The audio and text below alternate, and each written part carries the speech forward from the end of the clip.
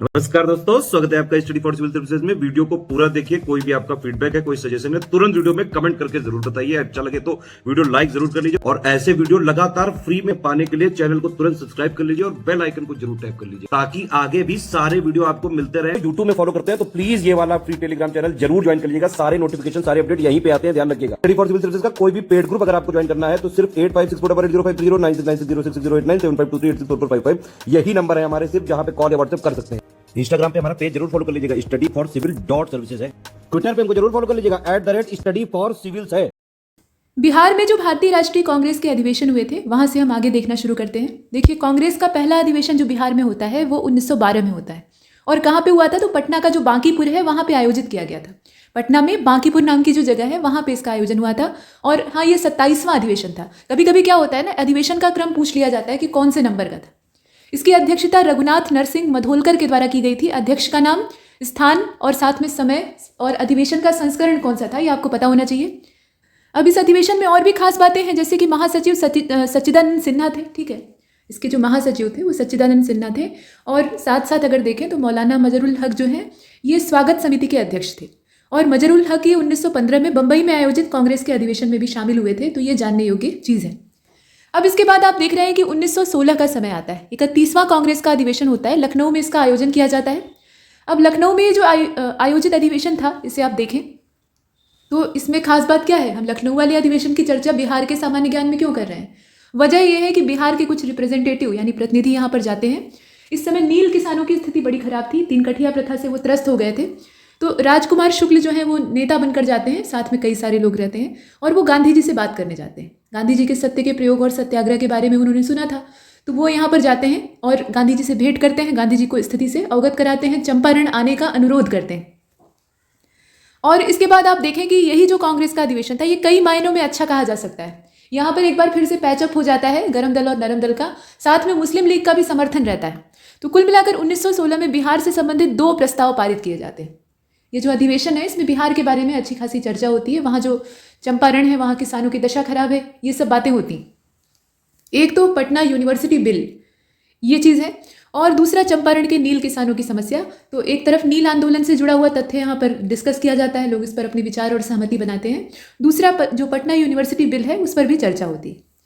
अब इसके बाद क्या हुआ, ये 1922 का समय, ये तो 1916 की बात है। उसके बाद गांधी जी बिहार जाते हैं, चंपारण सत्याग्रह वहाँ पर होता है और अंत में किसानों की मांग सरकार को माननी पड़ती है। तो तीन कठिया का अंत होता है। कुल मिलाकर अब 1922 में अगर देखें तो 37वां अधिवेशन, आपने देखा था 31वां अधिवेशन लखनऊ में हुआ था और उससे पीछे वाला यहाँ आपने शुरुआत में देखा था कि ये जो 27वां अधिवेशन है ये बांकीपुर में हुआ है सबसे पहली बार।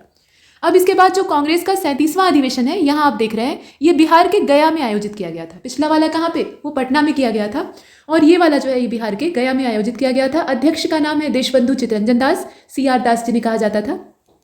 देशबंधु इनकी उपाधि थी। और इस अधिवेशन में ये फैसला लिया जाता है कि विधायिका का बहिष्कार किया जाएगा, क्योंकि विधायिका जो है वो समर्थन की योग्य नहीं है। चितरंजन दास इस विधेयक के पक्ष में नहीं थे, वो भले ही अध्यक्ष थे लेकिन वो इस चीज़ के फेवर में नहीं थे। अब 1940 रामगढ़ जो कि अभी झारखंड में चला गया है लेकिन उस समय तो बिहार ही था, तो कुल मिलाकर वहाँ पे भारतीय राष्ट्रीय कांग्रेस का 53वां अधिवेशन होता है और इसके अध्यक्ष थे मौलाना अबुल कलाम आज़ाद। तो अध्यक्षों का नाम, अधिवेशन का संस्करण और जगह आपको पता होनी चाहिए। रामगढ़ अधिवेशन में कांग्रेस के यहाँ आप देख रहे हैं कांग्रेस की अंग्रेजों के प्रति समझौतावादी नीति के विरोध में बिहार के जो किसान नेता हैं वो स्वामी सहजानंद सरस्वती और नेताजी सुभाष चंद्र बोस की अध्यक्षता में एक सभा का आयोजन करते हैं। नेताजी सुभाष चंद्र बोस शुरुआती दौर में कांग्रेस का हिस्सा जरूर थे, लेकिन उनके विचार, ये वीडियो जिस दिन रिकॉर्ड किया जा रहा है संयोग की बात है कि वो पराक्रम दिवस का दिन है, 23 जनवरी की तारीख है और नेताजी का जन्म दिवस है। तो सुभाष चंद्र बोस की विचारधारा क्रांतिकारी थे, वो पढ़े लिखे आदमी थे और न सिर्फ पढ़े लिखे बल्कि विलक्षण बुद्धि के स्वामी थे। ICS जैसी जो टफ परीक्षा है, आज के समय में स्टील फ्रेम कही जाती है, IAS और IPS, तो वो सिविल सेवा परीक्षा उन्होंने अच्छी रैंक से उत्तीर्ण की थी और उसके बाद लगी लगाई एक बढ़िया वाली जो आलीशान नौकरी है उसको छोड़कर वो आज़ादी की लड़ाई में कूद पड़े थे। कांग्रेस का हिस्सा बनते हैं और वहाँ ऐसी जबरदस्त लोकप्रियता इनके हाथ लगती है कि बाकी नेता तिलमिला जाते हैं। तो ऐसे थे नेताजी। तो जब इन्हें ये मालूम होता है कि भाई कांग्रेस जो है वो अंग्रेजों के साथ समझौता करने पर तुली हुई है, इतने सब के बाद, हालांकि हम ये नहीं कह सकते कि कांग्रेस एकदम से गलत थी। जो बड़े बड़े नेता थे जो कि उदारवादी या फिर सत्याग्रह की बात करते थे तो उनके भी विचार अपनी जगह पे सही थे, लेकिन एकदम से जो गरम दल वाले हैं या गरम विचार वाले हैं, क्रांतिकारी विचारधारा है, उसको नकार देना गलत था। तो इसके विरोध में यहाँ पर सभा होती है। अब आगे चलते हैं। होम रूल आंदोलन अगर पूरे भारतवर्ष में देखा जाए तो ये दो हिस्सों में बंट के चला था। एक तो तिलक का होम रूल आंदोलन था, होम रूल लीग थी उनकी, दूसरी एनी बेसेंट की थी, और दोनों एक दूसरे के विचारों से सहमत नहीं थे, लेकिन एक दूसरे के काम में हस्तक्षेप नहीं करते थे, बल्कि एक दूसरे के विचारों का सम्मान करते थे। तो कुल मिलाकर अब बिहार से होम रूल आंदोलन का क्या संबंध है वो हम देखने जा रहे हैं। पटना का जो बांकीपुर है, अभी हमने अधिवेशन के संदर्भ में इसको देखा है, तो 16 दिसंबर 1916 को एक सभा यहाँ पर होती है, और जब सभा होती है तो यहाँ बिहार के संदर्भ में होम रूल लीग की स्थापना की जाती है। इसके अध्यक्ष मौलाना मजरुल हक थे और उपाध्यक्ष का नाम था खान बहादुर सरफराज हुसैन। साथ में राय बहादुर पूर्णेंदु नारायण सिन्हा जो हैं ये भी यहाँ पर उपाध्यक्ष बनते हैं, मतलब 2 उपाध्यक्ष हैं, ये आप स्पष्ट तौर पे देख रहे हैं। सचिव कौन था? तो सचिव के रूप में वैद्यनाथ नारायण सिंह और चंद्रवंशी सहाय को नियुक्त किया गया था। पहली सभा में होम रूल के सदस्य रहने वाले जो लोग थे उसमें राजेंद्र प्रसाद जी थे, उसके अलावा मोहम्मद आजम अली थे, और S.A. सामी, शंभू नारायण, हरिनारायण प्रसाद का नाम आप देख रहे हैं, B. बसु का नाम आप देख रहे हैं, परमेश्वर लाल हैं, श्री कृष्ण सिन्हा है, इनको भी आप यहाँ पर देख रहे हैं। तो कई सारे लोग इसमें सदस्य थे। तो सदस्यों का नाम मायने नहीं रखता है, इसमें आप अध्यक्ष, सचिव इत्यादि का नाम याद रख सकते हैं। अब आप देखें कि 18 अप्रैल 1918 ये जो तारीख है, एनी बेसेंट पटना जाती हैं। होम रूल से इनका गहरा नाता है, आप देखते हैं शुरुआत इन्हीं से होती है। तो ये पटना जाती हैं और उसके बाद पूर्णेंदु नारायण सिन्हा के भिखना पहाड़ी स्थित, भिखना पहाड़ी पे इनका आवास था, तो वहाँ पे ये जाती हैं, मतलब भेंट मुलाकात होती है कुल मिलाकर। और चंपारण जिले को छोड़कर बिहार में हर जगह पे होम रूल का प्रचार होता है, चंपारण को छोड़कर, ये ध्यान दीजिएगा। और एनी बेसेंट ने 2 बार खुद बिहार की यात्रा की थी और आंदोलन को तीव्र करने में महत्वपूर्ण योगदान दिया था। तो जो आंदोलन का मुख्य सूत्रधार है, जब वही उसी यात्रा पर निकल पड़ा है और जनता से जुड़ रहा है, बातें कर रहा है, तो निश्चित तौर पे वो आंदोलन सफल होगा, उसमें तेजी आएगी। आगे बढ़ते हैं। अब बिहार में खिलाफत आंदोलन की चर्चा कर लेते हैं। तो खिलाफत आंदोलन हालांकि एक धार्मिक आंदोलन था, बेसिकली इसको देखा जाए तो इसकी जड़ धर्म से जुड़ी हुई थी, इस्लाम से जुड़ी हुई थी। तुर्की के खलीफा को अपदस्थ किया गया था, तो उसी के विरोध में मुस्लिमों का आक्रोश था। गांधी जी ने इसको सपोर्ट कर दिया, और जब गांधी जी इसका समर्थन कर रहे थे तो उनके समर्थन के पीछे ये मंशा थी कि मुस्लिमों का सहयोग उन्हें प्राप्त होगा। जो एक काटने का प्रयास किया गया है 1905 में बंग भंग करके, तो उस चीज़ को हम यहाँ पर, हमारे पास मौका है कि हम इनके साथ सहयोग करें, तो हम जोड़ सकते हैं, मनों को जोड़ सकते हैं, दिलों को जोड़ सकते हैं। लेकिन इसका विरोध किया जाता है। बहुत सारे नेता जो कि मुस्लिम नेता थे, जैसे मोहम्मद अली जिन्ना को आप देख रहे हैं, और भी कई सारे थे, वो इसके फेवर में नहीं रहते हैं। उनका ये कहना था कि धर्म वाले मामले को आप राजनीति से दूर रखिए, नहीं तो राजनीति भी विषैली हो जाएगी, मतलबी हो जाएगी, और बाद में जिन्ना जो है उसी का सहारा लेते हैं अपनी कुर्सी हासिल करने के लिए।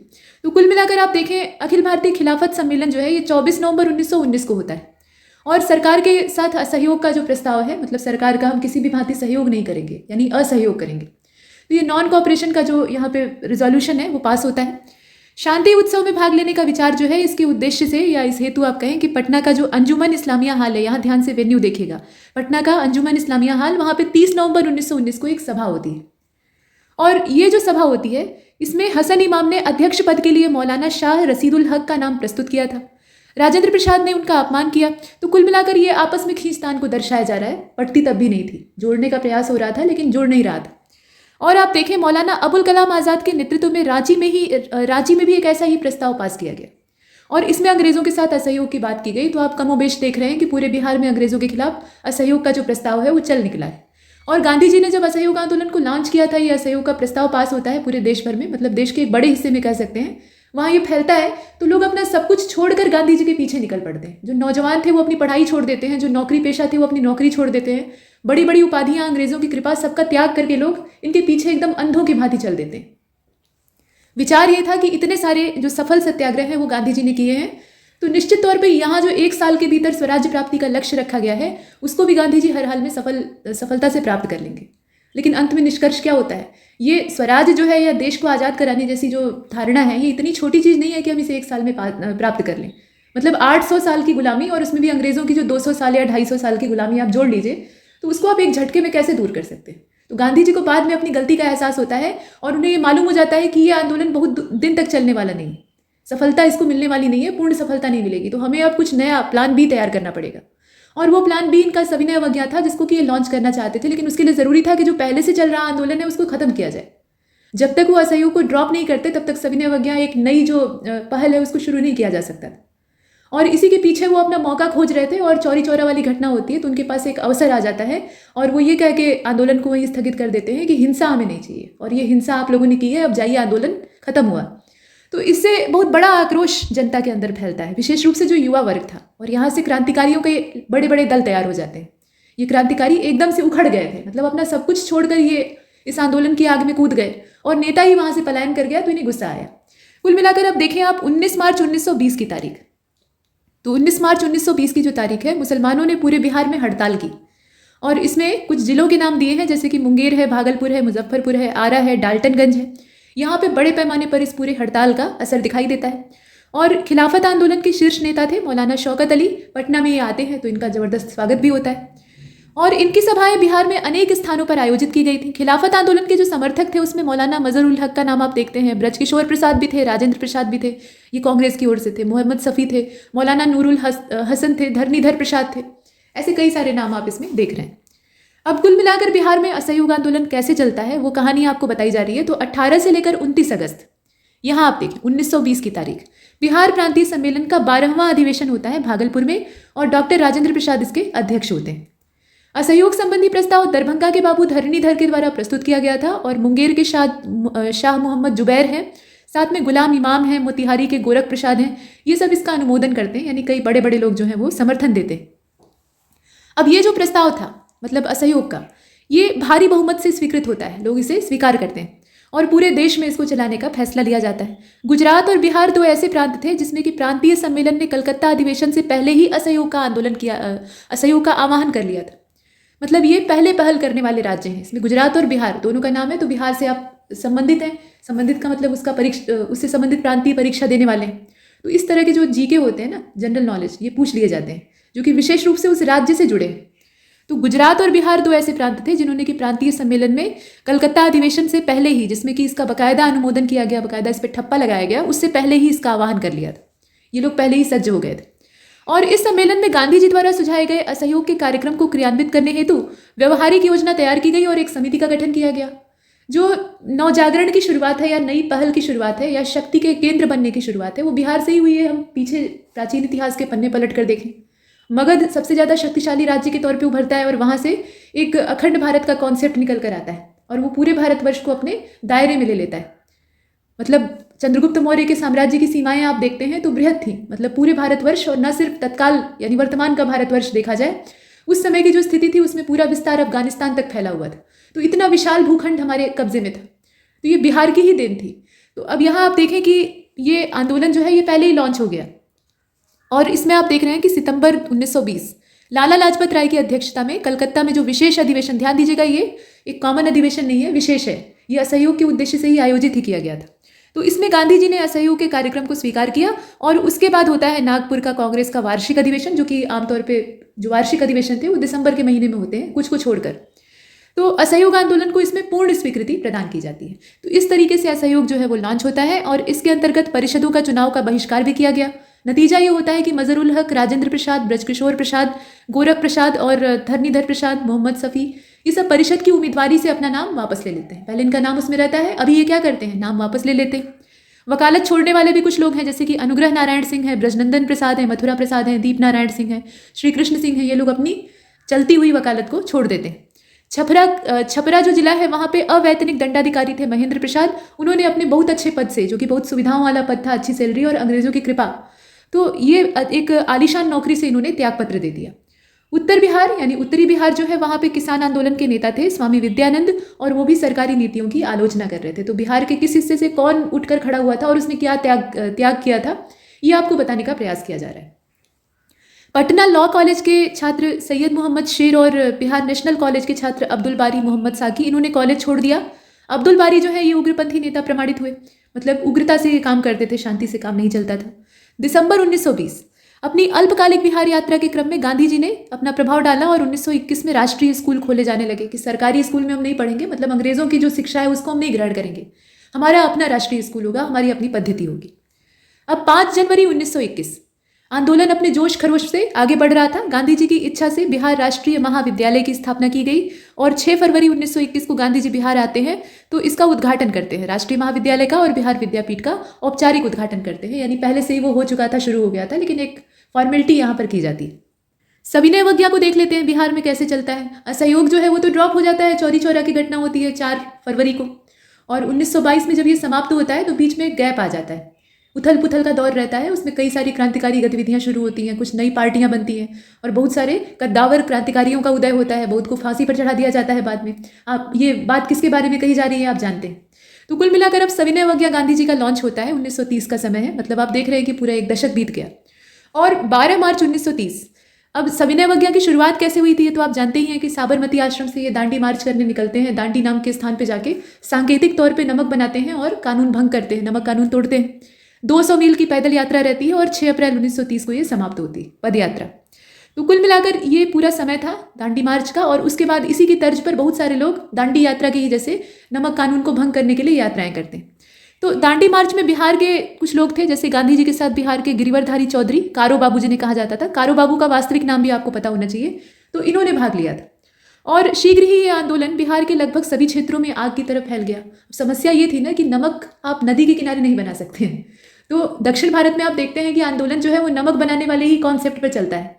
मतलब जैसे आप देखें चक्रवर्ती राजगोपालाचारी हैं या फिर बाकी जो नेता थे, तो वहाँ वेदारण्यम तक यात्रा करते हैं, फिर समुद्र के किनारे जाते हैं, नमक बनाते हैं। बिहार में ये कंडीशन नहीं थी, लेकिन फिर भी इस नमक कानून का विरोध करने का यहाँ पे पुरजोर प्रयास किया जा रहा था। और इस आंदोलन का नेतृत्व पटना में जगत नारायण लाल, दरभंगा में सत्यनारायण सिन्हा और चतुरानंद दास, मुंगेर में श्री कृष्ण सिंह, नंद कुमार सिंह, सारण में गिरीश तिवारी, चंद्रिका सिंह, भरत मिश्र और श्री नारायण प्रसाद सिंह ये करते हैं। मुजफ्फरपुर में राम दयाल सिंह है, कनकधारी प्रसाद हैं, रामनंदन सिंह है ठाकुर, ये जमींदार हैं, तो ये लोग भी समर्थन देते हैं। मतलब अच्छी बात ये थी कि बड़े बड़े लोग भी इसमें इन्वॉल्व हो गए थे। अब 4 मई 1930 की बात करते हैं। गांधी जी गिरफ्तार कर लिए जाते हैं 4 मई 1930 को। सरकार को अब ये लगता है, शुरुआत में तो अंग्रेज बड़ा मजाक उड़ाते हैं कि गांधी महोदय एक केतली में पानी उबालकर सोच रहे हैं कि उसमें से हम स्वराज निकाल लेंगे या डोमिनियन स्टेटस अपना प्राप्त कर लेंगे। तो गांधी जी रिप्लाई करते हैं कि उस पानी को मैं तब तक उबालने को, और सिर्फ पानी ही क्यों पूरे समुद्र को उबालने को तैयार हूँ तब तक जब तक कि मुझे स्वराज नहीं मिल जाता, मतलब डोमिनियन स्टेटस की प्राप्ति नहीं हो जाती। तो अंग्रेज खिल्ली शुरुआत में उड़ाते हैं, लेकिन बाद में देखते हैं कि ये नमक तो सिर्फ बहाना था, इसके पीछे का जो मकसद है वो वही है जो पहले से कांग्रेस सिद्ध करने की कोशिश कर रही है। तो इसमें गांधी जी को गिरफ्तार कर लिया जाता है। बिहार में भी गिरफ्तारी होती है, जैसे श्री कृष्ण सिंह काफ़ी जोश खरोश से अपना काम कर रहे थे तो उनको अरेस्ट कर लेते हैं। इसके साथ साथ कुछ और बड़े नेता गिरफ्तार होते हैं। लाठीचार्ज होता है तो राजेंद्र प्रसाद और अब्दुल बारी को गंभीर चोट आती है। चोट आने का मतलब है लोकप्रियता बढ़ना। अब आगे चलते हैं। 9 मई 1930 की बात है। 9 मई 1930 को बिहार की कांग्रेस कमेटी ने अनुग्रह नारायण सिंह की अध्यक्षता में सविनय अवज्ञा को स्वीकार कर लिया। अब स्वीकार करने का मतलब है कि ये तेजी से आगे बढ़ेंगे। चलिए अब देखते हैं आगे। तो इस आंदोलन के दौरान बिहार में चौकीदारी करबंदी आंदोलन काफी लोकप्रिय होता है। नमक आंदोलन में पटना के नखास पिंड आंदोलन की महत्वपूर्ण भूमिका आप देखते हैं। अब यहाँ देखें आप कि नमक कानून भंग करने के लिए पटना के नखास पिंड नाम के स्थान को चुना गया था और 16 अप्रैल 1930 को नखास पिंड चलो का नारा दिया गया। पटना नगर कांग्रेस कमेटी के सचिव और अंबिका कांत सिंह के नेतृत्व में कांग्रेस कार्यालय सत्याग्रहियों का जो जुलूस है वो नखास पिंड की ओर रवाना होता है। अब ये जो आंदोलन है, यहाँ आप देख रहे हैं, ये जो आंदोलन है ये 16 अप्रैल से लेकर 21 अप्रैल 1930 तक चलता है। 16 अप्रैल से लेकर 21 अप्रैल 1930 तक ये अनवरत चलता है। और इस समय एक और जुलूस रामवृक्ष बेनीपुरी, जो कि बहुत प्रख्यात लेखक थे, आलोचनाकार थे, तो उनके नेतृत्व में नखास पिंड की ओर जा रहा था। प्रदर्शनकारियों को रोका जाता है और बंदी बना लिया जाता है, बल का प्रयोग किया जाता है। इसके साथ साथ कई स्थान पे लाठीचार्ज भी होते हैं, अब्दुल बारी घायल होते हैं, बेनीपुरी भी घायल होते हैं, गिरफ्तार कर लिया जाता है। इसके अलावा रामनाथन, अंबिका कांत सिंह ये लोग भी गिरफ्तार होते हैं। 6-6 महीने की कारावास इन्हें सुनाई जाती और विरोध होता है। फिर गिरफ्तारियों का, लाठीचार्ज का बड़े पैमाने पर विरोध होता है। हसन इमाम की अध्यक्षता में पटना का जो भंवर पोखरा मैदान है वहाँ पे एक सभा का आयोजन हुआ जिसमें कि इसकी आलोचना की गई और इसमें राजेंद्र प्रसाद, अली इमाम, सच्चिदानंद सिन्हा ये सब लोग इन्वॉल्व थे। तो बड़े बड़े नेता जो है ना वो कोई भी अवसर छोड़ नहीं रहे हैं, हर अवसर में अपना भरपूर योगदान देने का प्रयास कर रहे हैं। अब आज़ादी का जो अंतिम संग्राम कहा जा सकता है, वैसे तो पूरी आज़ादी की लड़ाई का एक लंबा सीक्वेंस चला जो कि शुरुआत उसकी हो गई थी 1857 से ही। हमने बगावत करना कम से कम सीखा था। ठीक है कि वो संगठित विद्रोह नहीं था, हमने एकजुट होकर कोई पार्टी नहीं बनाई थी, सब रजवाड़े लड़ रहे थे अपने अपने अस्तित्व के लिए, लेकिन कम से कम आवाज़ उठाने की शुरुआत वहाँ से होती है। और अंग्रेज़ों को भी ये पता लग जाता है कि ये भारतीय चुपचाप सहने वाले नहीं हैं, ये विद्रोह करेंगे तो फिर दांत खट्टे करके रख देंगे। और वो हो भी गया होता अगर 1857 की क्रांति में रजवाड़े एकजुट रहे होते, एक दूसरे का समर्थन करते। कहा जाता है कि सिर्फ ग्वालियर का सिंधिया ही अगर अंग्रेज़ों के फेवर में नहीं गया होता तो भी लड़ाई का रुख कुछ और होता। तो सही बात है, लेकिन आपस में नहीं पड़ती थी तो वो सफल नहीं हुआ। लेकिन वहाँ से अंग्रेज़ों को एक चैलेंज मिल जाता है, चेतावनी मिल जाती है और भारतीयों के मन में भी एक प्रेरणा जग जाती है कि वैसा विद्रोह हम दोबारा कर सकते हैं और उसमें जो गलतियाँ हैं उसको हम सुधार के कर सकते हैं, तो निश्चित तौर पे सफल होंगे। और कई सारे छोटे छोटे प्रयास किए जाते हैं, कुछ नरमी से काम लेने का कोशिश किया जाता है, बातचीत की जाती है, लंबी बातचीत होती है, कई सारी वार्ताएं हैं, गांधी इरविन समझौता ही सिर्फ नहीं है, इस तरह की बहुत सारी बातचीत है। और सम्मेलन होते हैं गोल मेज, कई सारे कमीशन आते हैं, संविधान हम बनाएंगे, संविधान तुम बनाओ, ऐसा दौर चलता है। लेकिन अंत में जब दूसरा विश्व युद्ध छिड़ता है, पहला वाला तो हो गया, दुनिया उससे अच्छा खासा झेलती है, लेकिन जब दूसरा छिड़ जाता है तो स्थितियां बहुत ही गंभीर हो जाती हैं। मतलब ब्रिटेन हमारे पूरे देश को एक उपनिवेश के तौर पे इस्तेमाल कर रहा था, कॉलोनी के तौर पे यूज़ कर रहा था। मतलब भारत एक तरह से ब्रिटेन की प्रॉपर्टी था दुनिया की निगाह में। और भारत के लोगों को ये डर सताने लगता है कि अगर जर्मनी और जापान, जो कि मित्र राष्ट्रों के कट्टर खिलाफी हैं, तो वो अगर ये ठान ले मन में कि भारत को बर्बाद करना है, क्योंकि वो एक फल देने वाला वृक्ष है ब्रिटेन के लिए। उपनिवेश का मतलब यही होता है कि यहाँ के कच्चे माल, यहाँ की चीज़ों का भरपूर दोहन करके अपनी अमीरी बढ़ाने की कोशिश करी, और ब्रिटेन यही कर रहा था। तो जापान और जर्मनी ब्रिटेन को बर्बाद करने के लिए, उसके आर्थिक ढांचे को भंग करने के लिए भारत को बर्बाद कर सकते हैं, ऐसा डर जो भारतीय लोग थे उनके दिमाग में बैठ गया था। जो जागरूक लोग थे, जो जान रहे थे कि देश दुनिया में क्या हो रहा है, वो इसी चीज़ से डर रहे थे कि जापानी हमला ना हो जाए। और जापानी हमला उस समय जहाँ जहाँ होता था वो लोग बर्बाद करके रख देते थे। तो इस डर से लोग एकदम से अधीर हो जाते हैं और अंग्रेज़ों से मुक्ति पाने की इनकी इच्छा और प्रबल हो जाती है। साथ में ये भी तय हो गया था कि अंग्रेज़ इतनी आसानी से मानने वाले नहीं है, इनसे पूरी पूरी आज़ादी हमें लेनी पड़ेगी। वो डोमिनियन स्टेटस और स्वराज या होम रूल हमें चाहिए, आप ऊपर से शासन करिए, हम नीचे से करेंगे, वो सब काम नहीं आने वाला है। तुम लोग यहाँ से जाओ, तुम्हारे शासन की आवश्यकता नहीं है, हम अपना शासन खुद संभाल सकते हैं, हमें स्वतंत्रता चाहिए, कोई शर्त नहीं। तो ये वाला जब कॉन्सेप्ट लोगों के दिमाग में आता है, गांधी जी सबको एकजुट करते हैं और सबके मन में ये तय हो गया था कि अब तो करना ही पड़ेगा। तो वो करो या मरो का नारा पास होता है। आप जानते हैं कि मुंबई का ग्वालियर टैंक मैदान था, जिसे कि अगस्त क्रांति मैदान भी कहा जाता है। तो वहाँ से गांधी जी अनाउंस करते हैं, वो मेन नेता रहते हैं, और कहते हैं कि अब आज़ादी का जो युद्ध है वो अपनी चरम सीमा पर है। यही वो समय है कि अगर आप आहुति दे दें तो कुछ प्राप्त कर लेंगे। तो अब या तो देश के लिए कुछ करिए, और नहीं तो करने के प्रयास में शहीद हो जाइए, यानी मर जाइए, और कोई तीसरा विकल्प नहीं। और जनता इनके आह्वान पे टूट पड़ती है। एक बार फिर से लोगों के मन में जुनून सवार हो जाता है। तो बिहार का क्या रोल था, ये देखते हैं। 8 अगस्त 1942 की तारीख है, भारत छोड़ो आंदोलन लॉन्च हो जाता है। और उसके बाद इस आंदोलन से प्रभावित जो क्षेत्र हैं, बिहार और पूर्वी उत्तर प्रदेश, उसमें आप देखें, अब देखें, ये जो भारत छोड़ो आंदोलन है, ये काफ़ी बड़े पैमाने पर फैलता है। मतलब ये ऐसा वैसा आंदोलन नहीं था, अंग्रेज एकदम थर्रा जाते हैं। और दूसरी बात यह है कि बिहार में और पूर्वी उत्तर प्रदेश में यहाँ लोग ऐसी जीवटता से अंग्रेजों के खिलाफ लोहा लेते हैं ना, जिसे आप देखते हैं ना, स्थानीय सरकारें स्थापित हो जाती हैं। तो चित्तू पांडे एकदम आतंक मचा दिए थे। और उसी तरीके से बिहार में भी बहुत जगह पे विद्रोह होता है। हालांकि स्थानीय सरकारें या समानांतर सरकारें नहीं गठित होती हैं, लेकिन फिर भी अंग्रेजों को वहाँ से खदेड़ने में बहुत से लोग कामयाब होते हैं। तो कुल मिलाकर आप देखें यहाँ पर कैसे होता है। 31 जुलाई 1942, तो बिहार कांग्रेस कार्यकर्ता जो थे, उन्होंने भावी संघर्ष के लिए लोगों को अलर्ट रहने के लिए कहा, तैयार रहने के लिए कहा।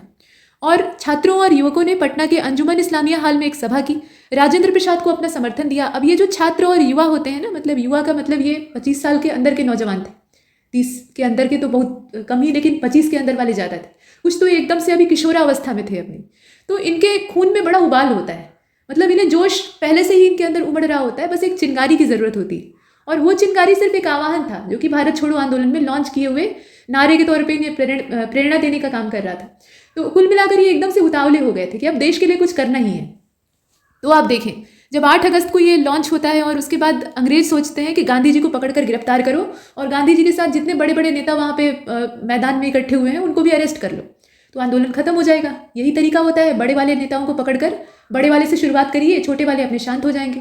लेकिन यहाँ ऐसा नहीं होता है, छोटे वाले और तेज रफ्तार में काम करने लगते हैं और अंग्रेजों को अपनी गलतफहमी पर पछतावा होता है। तो कुल मिलाकर आप देखें कि पटना में 9 अगस्त 1942 का जो समय है, डॉक्टर राजेंद्र प्रसाद को भारत रक्षा अधिनियम के तहत, भारत रक्षा नहीं, अंग्रेज रक्षा अधिनियम, तो उसके तहत गिरफ्तार करके बांकीपुर सेंट्रल जेल में रखा जाता है।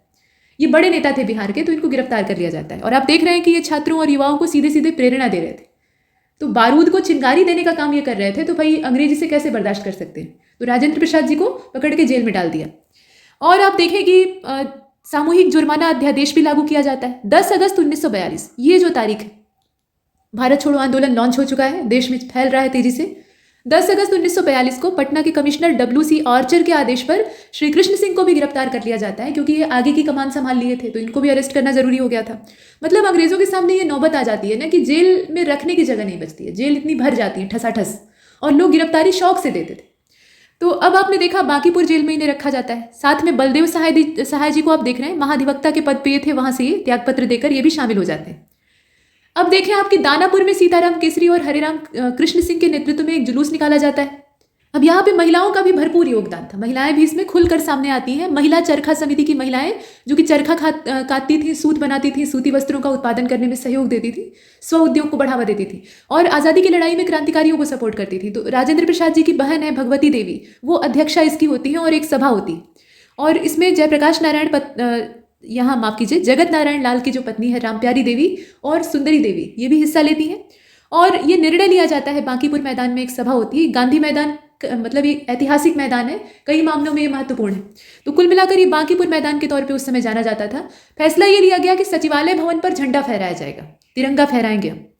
और उसके बाद 11 अगस्त 1942 पटना के जो छात्र थे उनको एक पुलिस ने सचिवालय पर झंडा, यहाँ आप देख रहे हैं पटना के छात्रों ने, यहाँ पुलिस शब्द को आप हटा दीजिए, सचिवालय भवन पर झंडा फहराने का प्रयास किया और कलेक्टर जो वहाँ का था WG ऑर्चर, वो इन पे गोली चलाने का आदेश देता है। ये लड़के थे, किशोर वय युवा थे और इनकी उम्र जो है वो 14 से लेकर आगे 20 के अंदर ही थी, मतलब सब कम उम्र लड़के थे, लेकिन जोश इनके अंदर भरपूर मात्रा में था और ये एकदम तुल जाते हैं झंडा फहराने के लिए। गोली चलाने का आदेश होता है इनके ऊपर और बहुत सारे उसमें शहीद हो जाते हैं। ठीक है, उमाकांत सिन्हा, सतीश प्रसाद झा, देवीपत चौधरी और आप देख रहे हैं कि राजेंद्र सिंह, राम गोविंद सिंह, जगपति कुमार, कई सारे और भी नाम हैं, सिर्फ इतने ही नहीं है। इन्हें गोली लगती है, ये मारे जाते हैं। तो इस तरीके से बलिदान शुरू हो जाते हैं। 11 अगस्त 1942 की तारीख, शहीद होने वाले पहले आंदोलनकारी रामानंद सिंह पटना जिला के धनरुआ थाना के शहादत नगर ग्राम के निवासी थे। ठीक, और इनके पिता का नाम लक्ष्मण सिंह और माता का नाम अन्नतिया देवी था। ये पिता और माता का नाम। 1942 में पटना के राम मोहन राय सेमिनरी में 11वीं कक्षा में अध्ययनरत छात्र थे, मतलब ये इंटरमीडिएट के लड़के थे और इंटरमीडिएट क्लास में लड़के कितने बड़े होते हैं आप जानते हैं। तो उस उम्र में जबकि इनकी खेलने खाने की अभी और आगे बढ़ने की उम्र है, ये देश की रक्षा के लिए कूद पड़े। तो ये इनके जोश की कीमत थी इनकी। ठीक, अब इसके बाद आप आगे देखें, शहीद उमाकांत प्रसाद सिन्हा जो कि राम जी के नाम से जाने जाते हैं, इनका जन्म 4 अप्रैल 1923 को सारण जिले के नरेंद्रपुर गांव में हुआ था और ये भी 11वीं की शिक्षा ग्रहण कर रहे थे। इसके अलावा आप देख रहे हैं जगदीश प्रसाद झा और माता त्रिपुरा देवी जो हैं, ये इनके माता पिता थे। सतीश प्रसाद झा की बात हो रही है, भागलपुर जिले के खड़हर गाँव में इनका जन्म हुआ था। जगपति कुमार जो है ये 1923 के पैदा हुए थे और औरंगाबाद जिले में ओबरा थाना का जो खराड़ी गाँव है वहाँ के ये रहने वाले थे। देवरानी कुंवर इनकी माता का नाम और सुखराज बहादुर इनके पिता का नाम था और ये भी BN कॉलेजिएट स्कूल में अध्ययन कर रहे थे। सब पढ़वैया लड़के थे और ये शहीद हो जाते हैं। और जब शहीद होते हैं तो जो बड़े वाले हैं उनको बहुत गुस्सा आता है और वो गुस्सा अंग्रेजों के संभालने योग्य नहीं था। पीछे हमने क्रांतिकारियों के बारे में चर्चा की थी, तो क्रांतिकारी विचारधारा का उदय होता है और ये कैसे आगे बढ़ती है उसको भी जरा सा देख लेते हैं। तो स्वाधीनता आंदोलन के इतिहास में 1858 से लेकर 1885 ये जो समय है, 1858 से लेकर 1885 का जो समय है, इस बीच में भारत में राष्ट्रीयता के विकास का पूरा दौर चलता है। अंग्रेज ये सोचते हैं कि 1857 की क्रांति को हमने दबा दिया, अब तो इनकी हिम्मत होने वाली है नहीं। हालांकि अंग्रेजों को ये शंका जरूर हो जाती है कि भविष्य में बगावत हो सकती है, लेकिन फिर वो निश्चिंत हो जाते हैं, अपना शासन दूसरे ढंग से चलाने लगते हैं। लेकिन भारत में क्या हो रहा था, राष्ट्रीयता का विकास हो रहा था। आंदोलन भले कुचला गया था लेकिन आज़ादी की इच्छा लोगों के अंदर जिंदा थी। तो कुल मिलाकर 1885 में भारतीय राष्ट्रीय कांग्रेस की स्थापना होती है। हालांकि इसके पीछे अंग्रेज ही उत्तरदायी थे।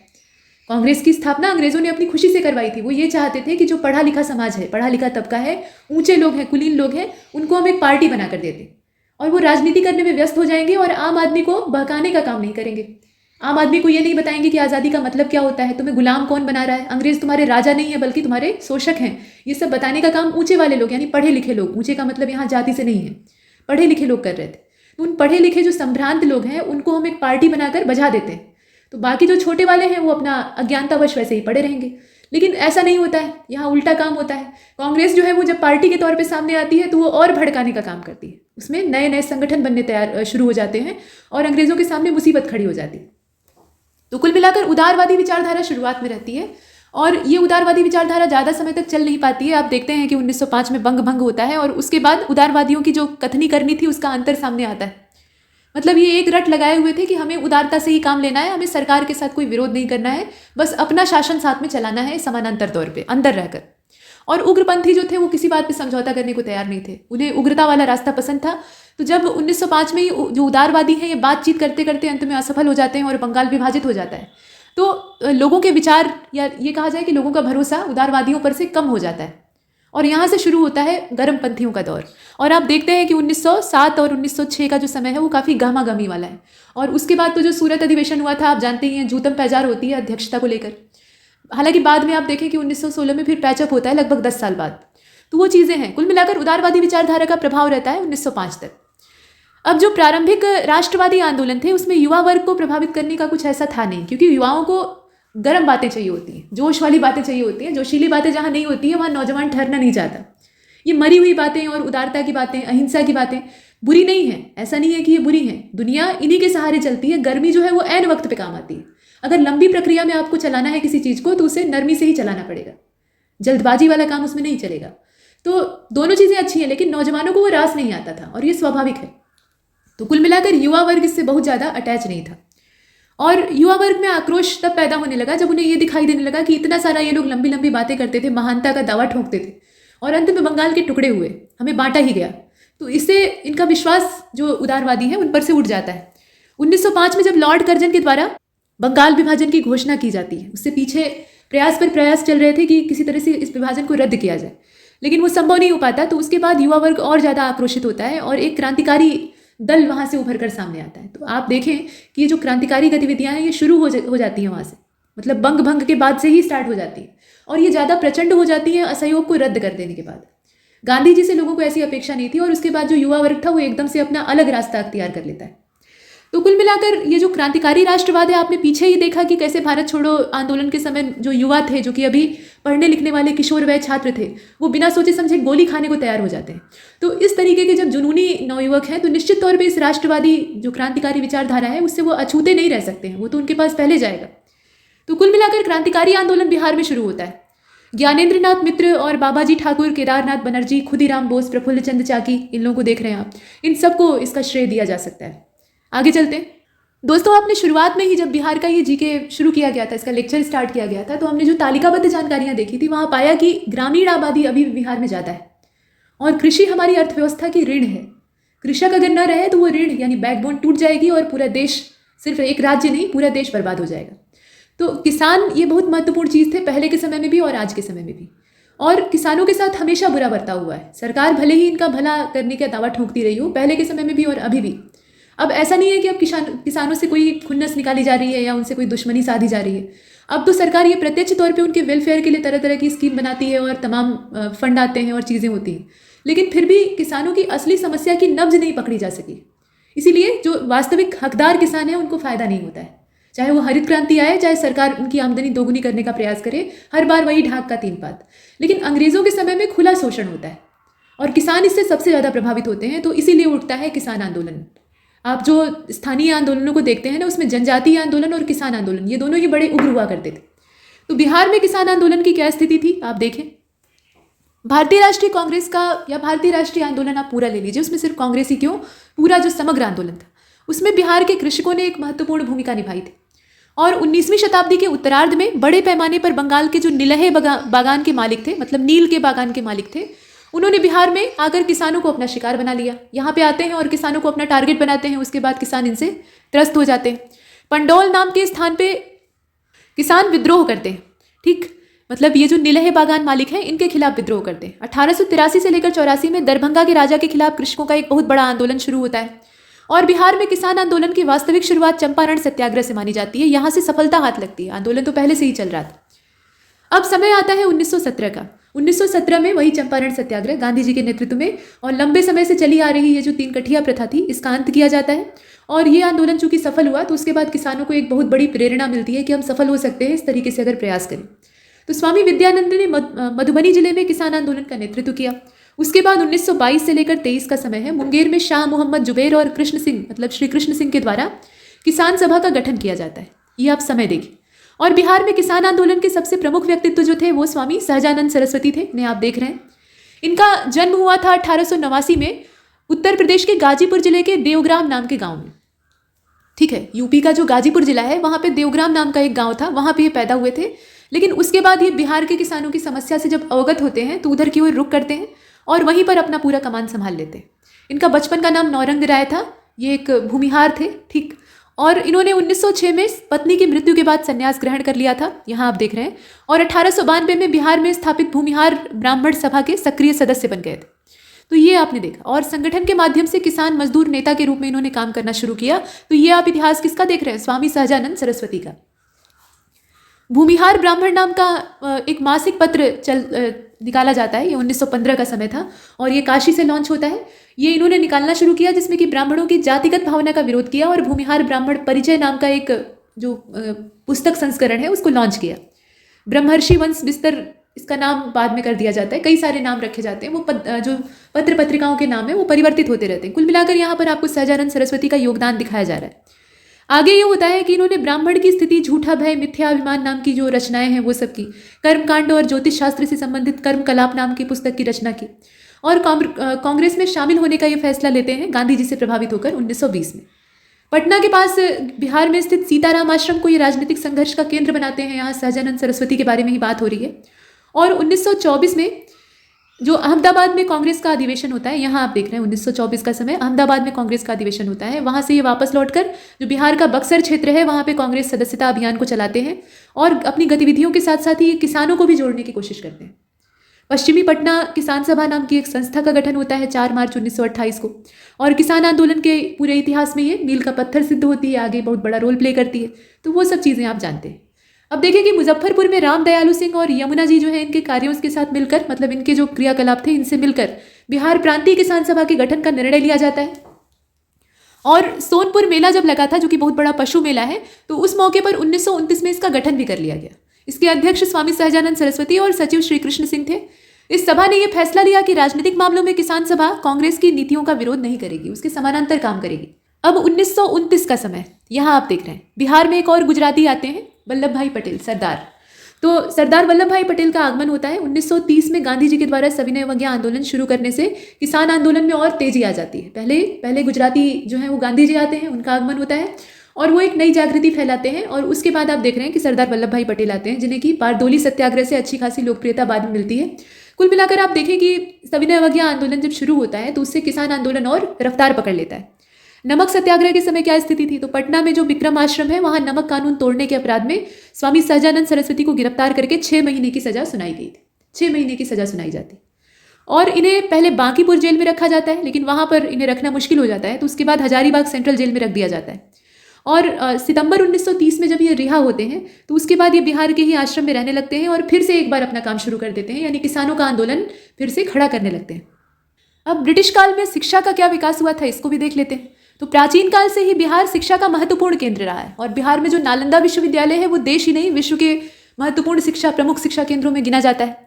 देश में वास्तविक रूप से पाश्चात्य शिक्षा ये शुरू होती है 1835 से, वहीं से शुरुआत मानी जाती है और देश के साथ ही बिहार में भी पाश्चात्य शिक्षा का आरंभ माना जाता है। लॉर्ड मैकाले की जो स्कीम थी उसके अंतर्गत पाश्चात्य शिक्षा के विकास पर जोर दिया जाता है। घोषणा ये की जाती है कि अंग्रेजी शिक्षा का जो प्रचार प्रसार है, अंग्रेजी शिक्षा प्रदान करने वाले शिक्षण संस्थानों को वित्तीय सुविधा उपलब्ध कराई जाएगी, मतलब सरकार उसे प्रोत्साहन देगी। अब यहाँ आप देखें तो अंग्रेजी शिक्षा को बढ़ावा देने के लिए अनेक बुद्धिजीवियों ने समर्थन दिया, जिसमें कि टिकरी के महाराजा मित्रजीत सिंह थे, हथुआ के राजा थे छत्रधारी शाही और दरभंगा के राजा थे रुद्र सिंह। अंग्रेजी शिक्षा को लोकप्रिय बनाने के लिए उदारतापूर्वक ही आर्थिक सहायता देते हैं। तो भाई अंग्रेजी सीखना बुरा नहीं है, नई चीज़ों को अपनाना भी खराब नहीं है, लेकिन ये समझना चाहिए था कि अंग्रेजी सिखाने के पीछे या अंग्रेजी शिक्षा देने के पीछे अंग्रेज़ों की क्या मंशा थी, मतलब अंग्रेज क्या सोच रहे थे। ये कभी भी हमारा फायदा तो नहीं सोचने वाले थे, तो अपना फायदा ये किस तरीके से सोच रहे थे, ये हमें मानसिक तौर पर गुलाम बनाना चाहते थे। ये वो वाली पश्चिमी शिक्षा हमको कभी नहीं देते जो ये खुद ग्रहण करते थे, जो कि इन्हें उन्नति देती थी। ये हमें घिसी पिटी नौकर बनने वाली जो पश्चिमी शिक्षा है, अंग्रेजी है, वही सिखाते थे। बस इतनी अंग्रेजी हमको सिखा दें कि हम उनके अच्छे खासे गुलाम बन सके। बड़े वाले लोगों को ये गुलाम बनाते बनाते तंग आ गए थे, क्योंकि उनके मन को ये बदल नहीं सकते थे। वो जैसे आत्मसम्मान की भावना से भरे थे उसी हिसाब से वो अपने लिए, अपने देश के लिए जीना चाहते थे, अंग्रेजों के लिए नहीं। लेकिन बच्चों के मन में कुछ भी अंकित करना बड़ा आसान होता है, कोरी स्लेट की तरह से दिमाग होता है। तो इन बच्चों को बचपने पर से ही अंग्रेजी शिक्षा का पालतू बना दिया जाए, ताकि ये अंग्रेजों के पीछे पीछे पूंछ हिलाने का काम करें। तो इस तरीके की शिक्षा दिलवाई जाए। पाश्चात्य शिक्षा देने के पीछे अंग्रेजों का यही उद्देश्य था, कोई भला चाहना नहीं था। तो ये जो रजवाड़े थे ये इस चीज़ को समझ नहीं रहे थे। अंग्रेजी शिक्षा को लोकप्रिय इसलिए बनाना चाह रहे थे कि इसमें कुछ जो राजा थे उन्हें तो अंग्रेजों का सपोर्ट था, अंग्रेजों ने कृपा दे रहे थे, तो इस वजह से ऐसा हो रहा था। दूसरी ये बात कि इन्हें भ्रम हो गया था कि भाई इससे हम आधुनिक हो सकते हैं। आगे चलते हैं। अब भारत के गवर्नर लॉर्ड विलियम बेंटिंग ने पाश्चात्य शिक्षा को बढ़ावा देने के लिए अनेक सरकारी प्रयास किए और 1835 का जो समय था अंग्रेजी शिक्षा के लिए पूर्णिया में, और 1838 में बिहार शरीफ तथा 1840 में भागलपुर में कई सारे विद्यालयों की स्थापना की जाती, एक के बाद एक। इसके बाद तो फिर झड़ी लग जाती है। पटना, आरा, छपरा, मुजफ्फरपुर, मुंगेर, देवघर, हजारीबाग, इन सभी स्थानों पर एक एक जिला स्कूल खोले जाते हैं। भागलपुर में सैनिकों के बच्चों के लिए शिक्षा हेतु भागलपुर हिल स्कूल की स्थापना की जाती है। सेंट जोसेफ स्कूल स्थापित किया जाता है पटना में 1847 में, और 1856 में सेंट माइकल स्कूल की स्थापना की जाती है। ये जो सेंट करके स्कूल होते हैं ना आजकल, ये मिशनरियों के चलते हैं, तो ये पहले से खुल रहे थे, मतलब ये अंग्रेजी शिक्षा के प्रसार करने के उद्देश्य से ही खोले जा रहे थे। अब इसके बाद आप देखें, पाश्चात्य शिक्षा को लेकर बिहार के निवासियों ने अनेक प्रकार की भ्रांतियों को झेला था, मतलब उनके मन में बहुत सारे भ्रम थे, और इसकी वजह से इसका लाभ केवल बंगाली उठाते हैं, बंगाली इससे बहुत ग्रोथ भी करते हैं।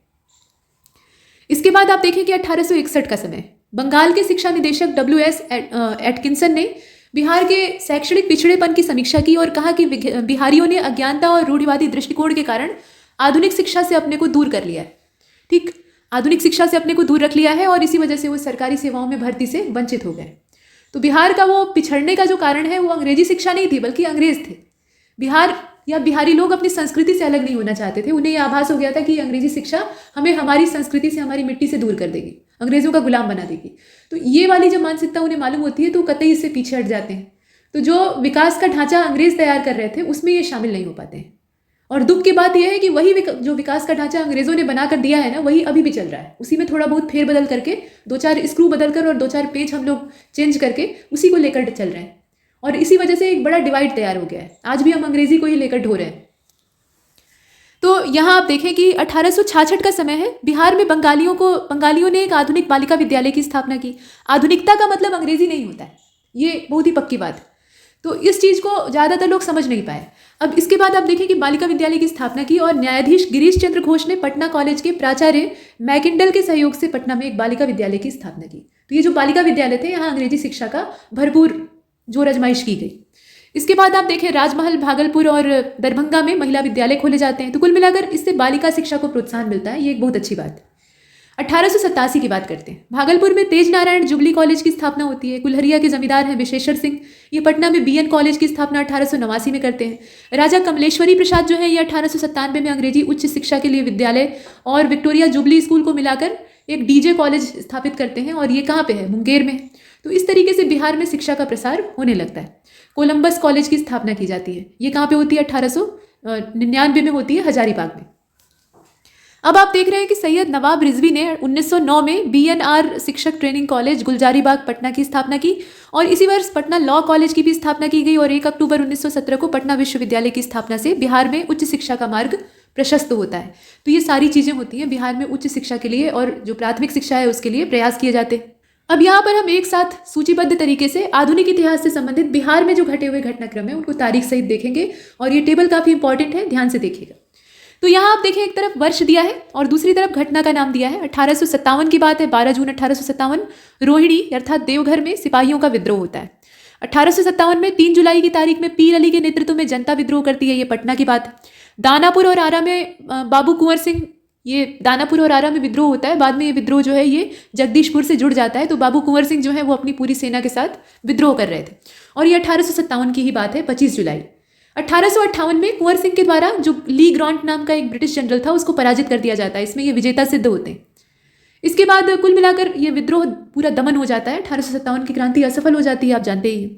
तो कुल मिलाकर 1858, अब अंग्रेज सतर्क हो गए थे, तो ईस्ट इंडिया कंपनी के शासन का अंत हो जाता है, और यहाँ से कंपनी रूल समाप्त होकर क्राउन रूल स्टार्ट होता है, यानी ताज की सत्ता जो है वो शुरू होती है। ब्रिटिश ताज का सीधा नियंत्रण भारत के प्रशासन पर हो जाता है।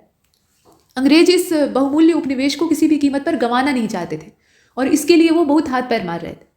तो कुल मिलाकर ब्रिटेन का प्रत्यक्ष शासन यहाँ पर स्थापित होता है। अब यहाँ आप देख रहे हैं कि 1865 का समय है, और 1865 के समय में ये आप देखें यहाँ पे पटना के बहावी नेताओं की गिरफ्तारी कर ली जाती है। बहावी आंदोलन में ये जितने भी बड़े नेता थे उनको अरेस्ट कर लेते हैं। 1870 का समय है, खैरवार आंदोलन चलता है। बिरसा मुंडा का आंदोलन जो है वो 1895 से लेकर सन 1900 तक चलता है। 1894 में बिहार टाइम्स का प्रकाशन होता है। 1906 में बिहार के बंगाल से पृथककरण की मांग को शुरू किया जाता है कि भाई बंगाल से इसे अलग करिए। 1908 में मुजफ्फरपुर बम कांड होता है। प्रफुल्ल चंद्र चाकी और खुदीराम बोस इसमें मेन अभियुक्त रहते हैं। जिसको मारना चाहते हैं वो तो नहीं मरता है, बल्कि कुछ निर्दोष मारे जाते हैं। उसके बाद ये दोनों लोग 2 दिशा में भाग जाते हैं।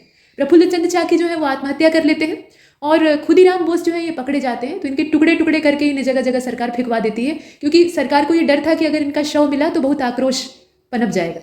इसके बाद आप आगे देखें, राष्ट्रवादी क्रांतिकारी विचारधारा जो है ये बिहार में तेजी से फैलती है। प्रादेशिक सभाएं होती हैं, पटना इसका केंद्र बनता है। ये सारी चीज़ें होती हैं 1908 में। 1911 तीसरा और अंतिम दिल्ली दरबार आयोजित होता है। जॉर्ज पंचम जो है ये दिल्ली दरबार में बिहार को पृथक प्रांत बनाने की घोषणा करते हैं और नतीजा होता है कि 1912 में बिहार अलग हो जाता है। यहाँ आप देख रहे हैं 12 सितंबर को ये घोषणा हुई थी। 1912 में 22 मार्च की तारीख में बंगाल से बिहार और उड़ीसा का पृथककरण होता है, स्वीकृत किया जाता है कुल मिलाकर। और उसके बाद 1 अप्रैल 1912 से नए प्रांत की स्थापना होती है और ये बिहार जो है इसमें उड़ीसा भी शामिल है, ये ध्यान दीजिएगा। 1912 में ही बांकीपुर में पटना में, मतलब बांकीपुर पटना में आप कहें, वहाँ पे भारतीय राष्ट्रीय कांग्रेस का सम्मेलन होता है और पंडित जवाहरलाल नेहरू पहली बार कांग्रेस के सम्मेलन में हिस्सा लेते हैं। मतलब उनके राजनीतिक जीवन की एक प्रत्यक्ष शुरुआत वहाँ से होती है। और 1912 से लेकर 13 बाल्कन युद्ध के क्रम में बिहार में मुसलमानों द्वारा जो तुर्की के खलीफा के खिलाफ अंग्रेज़ों का एक्शन था उस पर प्रदर्शन किया जाता है, विरोध जताया जाता है, तो वो सब चल रहा है। उसके बाद 1913-14 में ताना भगत आंदोलन चलता है। फिर पटना हाई कोर्ट की स्थापना होती है 1916 में। यहाँ आप देख रहे हैं एक सीक्वेंस में सारी घटनाएं घटित हो रही है। सर एडवर्ड प्रथम जो है ये मुख्य न्यायाधीश नियुक्त होते हैं, इनका नाम आप याद रखेंगे। मौलाना मजरुल हक के नेतृत्व में होम रूल आंदोलन बिहार में शुरू होता है, नेतृत्व पूछा जा सकता है। और 1917 चंपारण वाला आंदोलन गांधी जी के नेतृत्व में और सफल सत्याग्रह था। गांधी जी को एक बड़ी सफलता और बहुत बड़ी लोकप्रियता हाथ लगती है। पटना विश्वविद्यालय की स्थापना भी होती है। उसके बाद शुरू होता है खिलाफत का दौर जो कि 1919 का है। स्वामी विद्यानंद के नेतृत्व में किसान आंदोलन भी साथ साथ चलता है। 1919 में ही माउंटेग्यू चेम्सफोर्ड रिफॉर्म आप देखते हैं, ठीक है। और ये 1919 का भारत शासन अधिनियम भी कहा जाता है। तो इसके अंतर्गत प्रांतों अर्थात बिहार भी उसमें शामिल है। वहाँ पे द्वैध शासन की शुरुआत की जाती है। साथ में एक और चीज़ होती है, बिहार हिंदी साहित्य का सम्मेलन होता है। ये सम्मेलन, इसकी स्थापना की जाती है। 1920 में असहयोग आंदोलन को शुरू किया जाता है और मौलाना मजरुल हक के द्वारा सदाकत आश्रम की स्थापना की जाती है। 1921 का समय 6 फरवरी की तारीख है और बिहार विद्यापीठ की स्थापना होती है जो कि आप यहाँ देख रहे हैं। कुलपति मौलाना मजरुल हक और प्राचार्य डॉक्टर राजेंद्र प्रसाद थे, मतलब इन्हें नियुक्त किया जाता है। वो चीज़ आपको बताई जा रही है, ये तारीख आप याद रखेंगे। 1921 में क्या होता है, ब्रिटिश युवराज की बिहार यात्रा होती है। 1923 में बिहार में स्वराज दल की स्थापना होती है। 1925 में पटना मेडिकल कॉलेज की स्थापना होती है और साइमन कमीशन बिहार आता है और वो तारीख थी 1928। माउंटेग्यू चेम्सफोर्ड रिफॉर्म के समय ही ये तय किया जाता है कि ये सुधार अगले 10 साल में कितना बढ़िया काम किया, कहाँ कहाँ चूक रह गई, इसकी समीक्षा के लिए एक आयोग गठित किया जाएगा। लेकिन 10 साल से पहले ही साइमन कमीशन का गठन कर दिया जाता है और नतीजा ये होता है कि उसमें जितने भी यूरोपीय सदस्य, ये देखा जाए कि भारतीय सदस्य तो थे ही नहीं, 7 सदस्यीय आयोग था और जितने भी सदस्य थे वो यूरोपीय थे। तो सारे सदस्यों के अंग्रेज होने की वजह से लोगों में आक्रोश पैदा होता है कि हमारे मामलों के बारे में हम ही को उसमें शामिल नहीं किया गया है, हमें बाहर रखकर अंग्रेज हमारा फैसला लेंगे। तो इसका बड़े पैमाने पर विरोध होता है। लेकिन उसके बावजूद ये साइमन कमीशन जो रिपोर्ट अपनी रिकमेंडेशन देता है उस पर सम्मेलन होते हैं जिन्हें कि आप गोलमेज सम्मेलन के तौर पर देखते हैं। और उन्हीं गोलमेज सम्मेलन के द्वारा जो कुछ तय होता है जिसमें कि कांग्रेस इसका बहिष्कार कर देती है, ज़्यादातर जो राष्ट्रवादी नेता है वो शामिल नहीं होते। तो अंत में 1935 का भारत शासन अधिनियम आता है। तो वो सारी चीज़ें एक सीक्वेंस में होती हैं। फिर 1929 का समय आता है और इसमें बिहार में स्वामी सहजानंद के द्वारा बिहार प्रांतीय किसान सभा का गठन होता है। नमक सत्याग्रह शुरू होता है बिहार में 15 अप्रैल 1930 को। 1931 में सोशलिस्ट पार्टी की स्थापना होती है, बिहार सोशलिस्ट पार्टी। 7 अप्रैल 1934 व्यक्तिगत सत्याग्रह का गांधी जी आह्वान करते हैं और 1936 पहली तारीख अप्रैल की उड़ीसा अलग हो जाता है बिहार से। अभी तक क्या था, उड़ीसा इसमें ज्वाइंट था। और एक बार फिर से राज्य का पुनर्गठन होता है। सर जेम्स डेविड सिम्पटन जो है ये बिहार के पहले गवर्नर अपॉइंट होते हैं और त्रिवेणी सभा की स्थापना भी ठीक इसी समय होती है। आगे बढ़ते हैं, आप देख रहे हैं कि 1937 में 1935 के अधिनियम के अंतर्गत बिहार में चुनाव होते हैं और कांग्रेस इसमें बहुमत के साथ विजेता सिद्ध होती है। 1937 में 7 जुलाई की तारीख है। बिहार मुस्लिम इंडिपेंडेंट पार्टी के नेता ये मोहम्मद यूनुस हैं जो कि बिहार के पहले प्रधानमंत्री नियुक्त होते हैं। और 1937 ईस्वी में 20 जुलाई की तारीख में श्री कृष्ण सिंह जो है ये बिहार के प्रधानमंत्री और कांग्रेस सरकार का, मतलब ये बिहार के प्रधानमंत्री बनते हैं और कांग्रेस सरकार का वहाँ पे गठन होता है। पीछे आपने बहुमत देखा। 1938 में अब्दुल कयूम अंसारी के द्वारा मोमिन कॉन्फ्रेंस की स्थापना की जाती है। इसके बाद आप देखें कि 1940 का समय आता है। फॉरवर्ड ब्लॉक की जो शाखा है, बिहार शाखा है, उसका गठन होता है। फॉरवर्ड ब्लॉक की स्थापना नेताजी सुभाष चंद्र बोस करते हैं। कांग्रेस में उनका मतभेद प्रकट होता है, गांधी जी से विशेष रूप से मतभेद रहता है और उसके बाद ये अलग होने का निर्णय लेते हैं। तो पहले तो फॉरवर्ड ब्लॉक की स्थापना करते हैं, बाद में देश से बाहर अपना कार्यक्रम शुरू करते हैं। तो कुल मिलाकर फॉरवर्ड ब्लॉक की जो बिहार शाखा है उसका गठन होता है 1940 में। 1942 में भारत छोड़ो आंदोलन, ये 11 अगस्त को अगर देखें तो पटना गोलीकांड इसी में होता है, इसी के अंतर्गत होता है, छात्र मारे जाते हैं। वो घटना हमने पीछे देखी थी।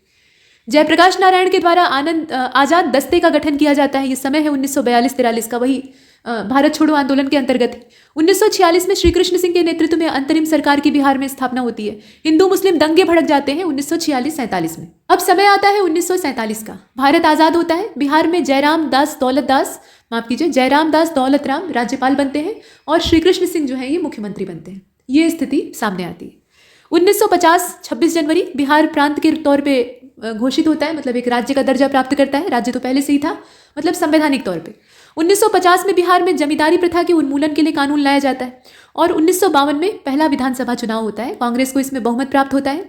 श्री कृष्ण सिंह का देहावसान हो जाता है 1961 में और उसके बाद दीप नारायण सिंह जो है ये कार्यवाहक मुख्यमंत्री बनते हैं। बरौनी में ये तेल शोधक कारखाना स्थापित किया जाता है और ये समय था 1964 का, जिसे कि आप देख रहे हैं। और 1967 ईस्वी में पहली बार विधानसभा चुनाव में कांग्रेस हारती है। ये 1967 का समय था, यहाँ आप देख रहे हैं। और संयुक्त विधायक दल के नेतृत्व में सरकार का गठन होता है। महामाया प्रसाद सिन्हा जो है ये मुख्यमंत्री अपॉइंट होते हैं। जयप्रकाश नारायण के नेतृत्व में संपूर्ण क्रांति आंदोलन शुरू किया जाता है। छात्र आंदोलन भी वही जेपी का आंदोलन स्टार्ट होता है। ये 1974 का समय है। और 1975 में बिहार में दूसरी राजकीय भाषा उर्दू को घोषित किया जाता है। पहली कौन सी है? हिंदी। 1977 विधानसभा चुनाव में कांग्रेस एक बार हारती है फिर से और कर्पूरी ठाकुर के नेतृत्व में जनता पार्टी की सरकार बनती है। सन 2000 15 नवंबर की तारीख है। बिहार का विभाजन होता है और एक बहुत बड़ा संसाधन वहां से निकल जाता है, जिसे कि हम झारखंड कहते हैं, राज्य। बहुत बड़ी खनिज संपदा बिहार से अलग हो जाती है। 2005 में नीतीश कुमार जी के नेतृत्व में जनता दल यूनाइटेड की यानी जदयू की और भारतीय जनता पार्टी की गठबंधन सरकार का आगमन होता है।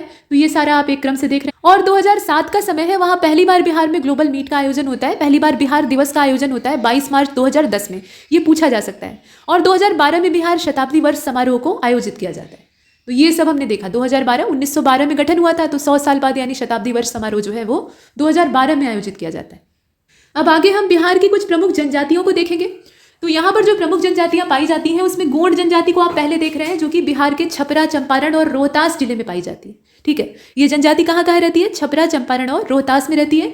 खोंड जनजाति जो है ये कृषि कार्यों में या जो खेती किसानी का काम है उसमें मजदूरी करने वाली जनजाति है, जो कि शाहाबाद क्षेत्र में रहती है। और इनकी स्थानीय भाषा सदानी है, लेकिन अब ये ज़्यादातर भोजपुरी ही पसंद करते हैं और भोजपुरी ही बोलते हैं। बेड़िया को आप देख रहे हैं, ये लोग बिखर कर रहने वाले होते हैं, संयुक्त नहीं रहते हैं। ज़्यादातर मुंगेर जिले में इनकी संख्या को आप देखते हैं। और ये भी किसान और मजदूर ही होते हैं। स्थानीय भाषा में ये वार्तालाप करते हैं। उरांव जनजाति आप देख रहे हैं, प्रोटो ऑस्ट्रेलाइड और द्रविड़ परिवार से इसका संबंध है। और उरांव जनजाति के लोग मुख्य रूप से झारखंड में रहते हैं। बिहार और झारखंड का जब विभाजन हुआ तो बहुत कम संख्या इनकी बिहार में रह गई। और वो जो संख्या है उसे आप देखें तो रोहतास में आपको दिख जाएगी, बक्सर में, दरभंगा में और भागलपुर में। चंपारण में भी कमोबेश दिख जाते हैं। और ये जनजाति जो है ये बोंगावाद, प्रकृतिवाद, हिंदूवाद, ईसाइयत सभी के मिश्रित सिद्धांतों को मानती है। मतलब कुछ भी इसमें क्लियर नहीं। इनके आर्थिक जीवन में भी मिश्रित संरचना के ही दर्शन होते हैं, जैसी जिसकी संस्कृति है उसके हिसाब से। संथालों को देख लेते हैं। तो ये जनजाति जो है ये संथाल परगना की मूल जनजाति है और बिहार में पूर्णिया, भागलपुर, सहरसा आदि जिलों में निवास करती है। इन्हें भी प्रोटो ऑस्ट्रेलाइड परिवार से संबंधित ही माना जाता है। इनकी भाषा संथाली है, जो कि ऑस्ट्रो एशियाटिक भाषा परिवार की एक भाषा है, मतलब उसी की सदस्य है। और इसके अलावा मतलब ये तो भाषा ही है, उसके अलावा ये लोग बंगाली और हिंदी भाषा का भी इस्तेमाल करते हैं। ऐसा नहीं है कि वो नहीं बोलते हैं। और सिंह बोंगा इनके एक प्रसिद्ध देव हैं, इष्ट देव आप कह सकते हैं। इनके इष्ट देव का नाम क्या है? सिंह बोंगा है। और हम बात कर रहे हैं संथालों की। अब नंबर आता है खैरवार। तो खैरवार जनजाति जो है ये झारखंड में निवास करने वाली मूल रूप से है और बिहार राज्य में रोहतासगढ़ क्षेत्र में ये दिखाई देती है। परंपरा में खैर घासों की पूजा करने का इनमें विधान है और इसीलिए इनका नाम खैरवार पड़ा। इनकी भाषा मुंगरी है और ये बिहार की स्थानीय भाषा का भी इस्तेमाल करते हैं। तो कुल मिलाकर स्थानीय भाषाओं का इस्तेमाल ये जनजातियां प्रचुर मात्रा में करती हैं। और गोरैत को आप देख रहे हैं, ये प्रोटो ऑस्ट्रेलाइड समूह की है। ये भोजपुर जिले में निवास करती है। गया और भोजपुर में आप इनकी आबादी को देख सकते हैं। और परिवार को इनके सामाजिक जीवन की सबसे छोटी इकाई माना गया है। एकल परिवार पद्धति को ही अपनाते हैं। आमतौर पर जो जनजातियां हैं ये संयुक्त पद्धति में ही रहती हैं, लेकिन ये एकल परिवार पद्धति को मानते हैं।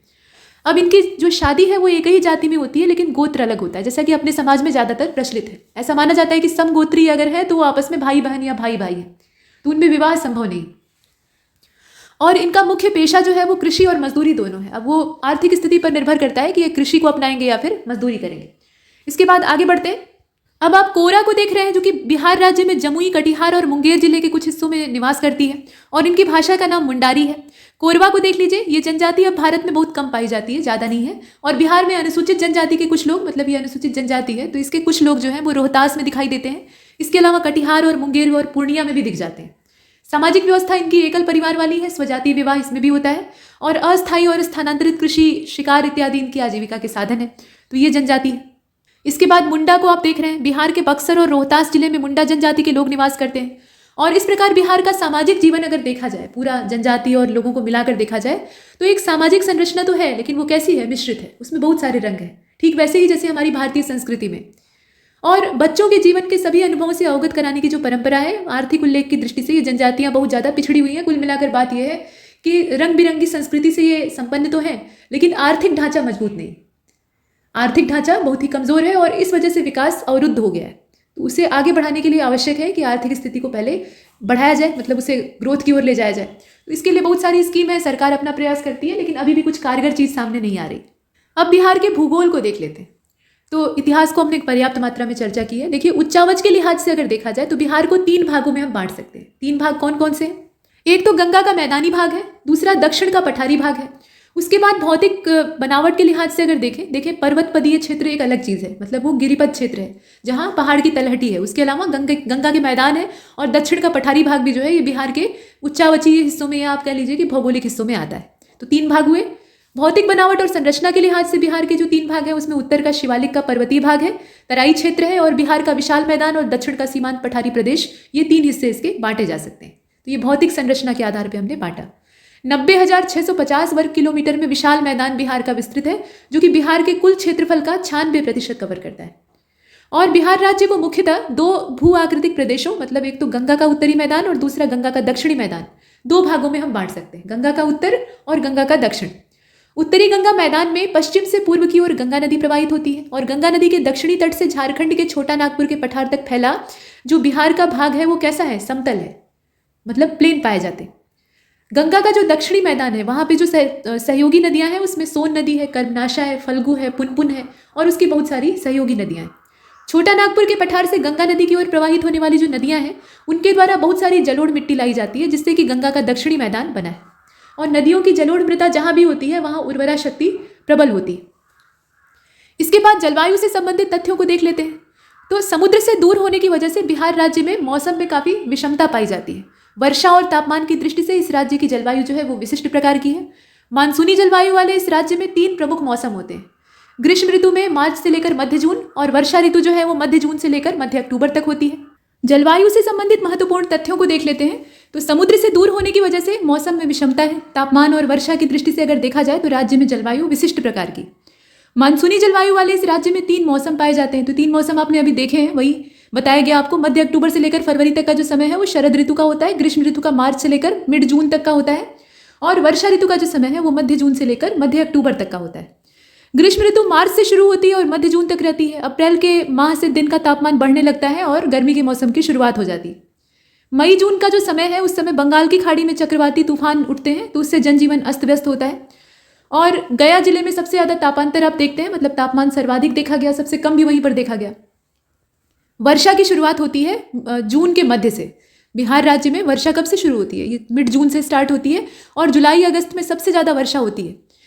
अब यहाँ आप देख रहे हैं कि राज्य में शीत ऋतु जो है वो आगमन उसका होता है मध्य अक्टूबर से, और दिसंबर जनवरी के माह में बहुत ज़्यादा ठंडी पड़ती है, और ये बढ़ती जाती है, और उसके बाद फरवरी से समापन शुरू हो जाता है।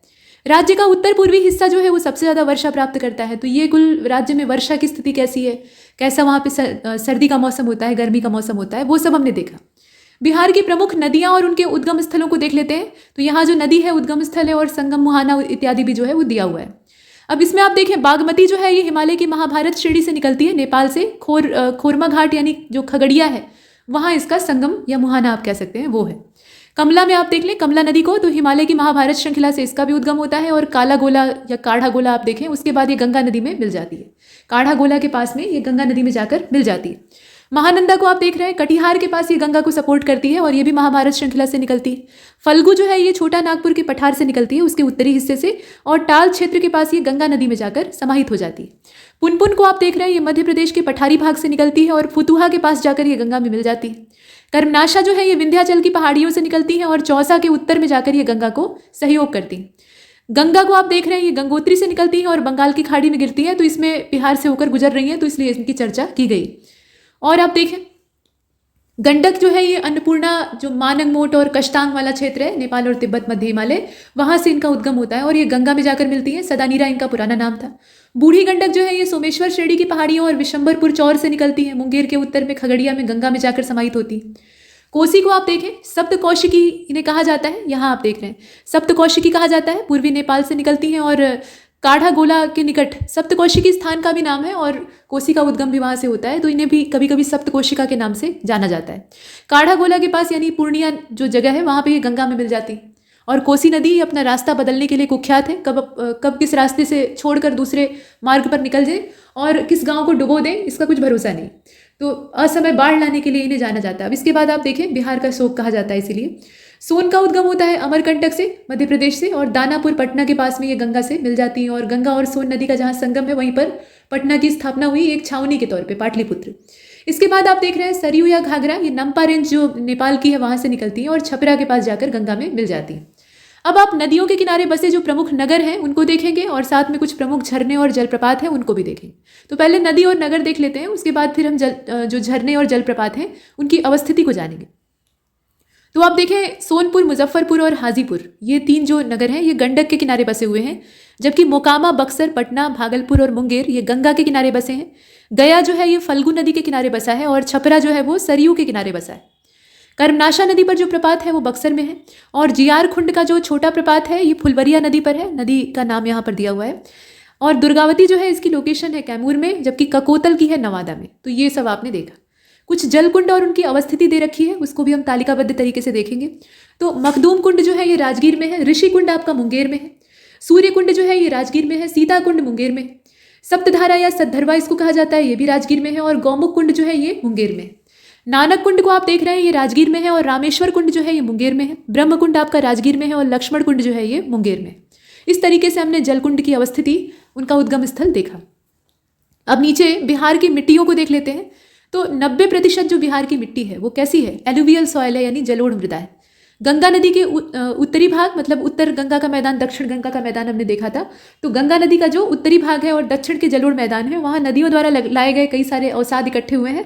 तो कुल मिलाकर नदियाँ वहाँ से होकर गुजरती हैं तो जलोढ़ मृदा को वहाँ पर इकट्ठा करती। और उत्तर बिहार के मैदान में शिवालिक श्रेणी को छोड़कर, जो कि चंपारण का पर्वतीय हिस्सा है, उसको अगर हम छोड़ दें तो मुख्य रूप से जलोढ़ मिट्टी पाई जाती है, उसको अगर छोड़ दिया जाए तो। और पश्चिमी चंपारण के उत्तर पश्चिमी भाग में पर्वत पदीय मिट्टी पाई जाती है, जिसे छोड़ने के लिए कहा गया था। वहाँ कैसी मिट्टी मिलती है वो बताया जा रहा है। बिहार की उत्तरी सीमा के साथ पश्चिम में चंपारण की पहाड़ियों से लेकर किशनगंज तक अगर हम देखें तो वहाँ तराई मिट्टी पाई जाती है, तराई क्षेत्र में जैसी मिट्टी होती है वो। और उसमें पटसन, धान, गन्ने, इन सब की खेती काफ़ी अच्छी होती है, क्योंकि इन्हें ज़्यादा पानी चाहिए होता है। ये फसलें जो हैं इन्हें खूब पानी की ज़रूरत होती है, तो वो तरी वाली मिट्टी होती है, तराई होती है। अब इसके बाद आप देख रहे हैं कैमूर, रोहतास, ये जो है इनके पठारी भाग में पाई जाने वाली लाल बलुई मिट्टी, ये मोटे अनाज के लिए काफ़ी अनुकूल होती है। बलथर मिट्टी, जिसमें कि रेत और कंकड़ खूब प्रचुर मात्रा में पाए जाते हैं, इसका रंग पीला और लाल हो सकता है। और मिट्टी में होने वाली जो प्रमुख फसलें हैं उसमें मक्का, अरहर, चना, ज्वार, बाजरा और कुल्थी आते हैं। ये सारी जो फसलें हैं वो इस तरह की बलथर मिट्टी में अच्छी खासी तरह से होती है, मतलब जो पैदावार है वो अच्छी होती है। अभ्रक मृदा, ये बिहार के नवादा जिले में जो रजौली प्रखंड है वहाँ पर पाई जाती है। और गंगा के दक्षिण में ताल, पुरानी जलोढ़ और बलथर मिट्टी का क्षेत्र पाया जाता है, तो वो सब आप देख रहे हैं। आगे बढ़ते हैं।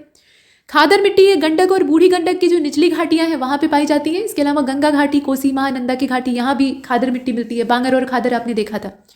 इसके साथ साथ धूसर रंग की मिट्टी जो है ये लाल, माफ कीजिए, इसे तलही मिट्टी कहा जाता है और ये बहुत ज़्यादा उर्वर होती है। पानी सूखने के बाद इस पर रबी की फसल बहुत अच्छी होती है। तो ताल में हमेशा पानी नहीं होता है, ये सीजनल पानी होता है, तो इसमें धान भी बोया जाता है, गेहूँ भी बोया जाता है, दोनों ही तरह की खेती होती है। तो ये जो ताल वाली मृदा होती है ग्रे कलर की होती है और काफ़ी चिपचिपी होती है, इसमें रंध्र कम पाए जाते हैं, तो इसमें काफ़ी अच्छी फसल रबी की होती है। इसके बाद आप देखें कि पुरानी जलोढ़ मिट्टी जो है, इसमें बांगर मिट्टी का विस्तार ये पूर्णिया और सहरसा, कोसी नदी का जो पूरा क्षेत्र है उसका बेसिन है उसमें दिखाई देता है। और हल्के भूरे रंग की ये जो मिट्टी है इसे करैल या कैवाल मिट्टी कहा जाता है। ये भी ताल वाली मिट्टी जैसी ही होती है, हालांकि गुणों में थोड़ी भिन्नता है।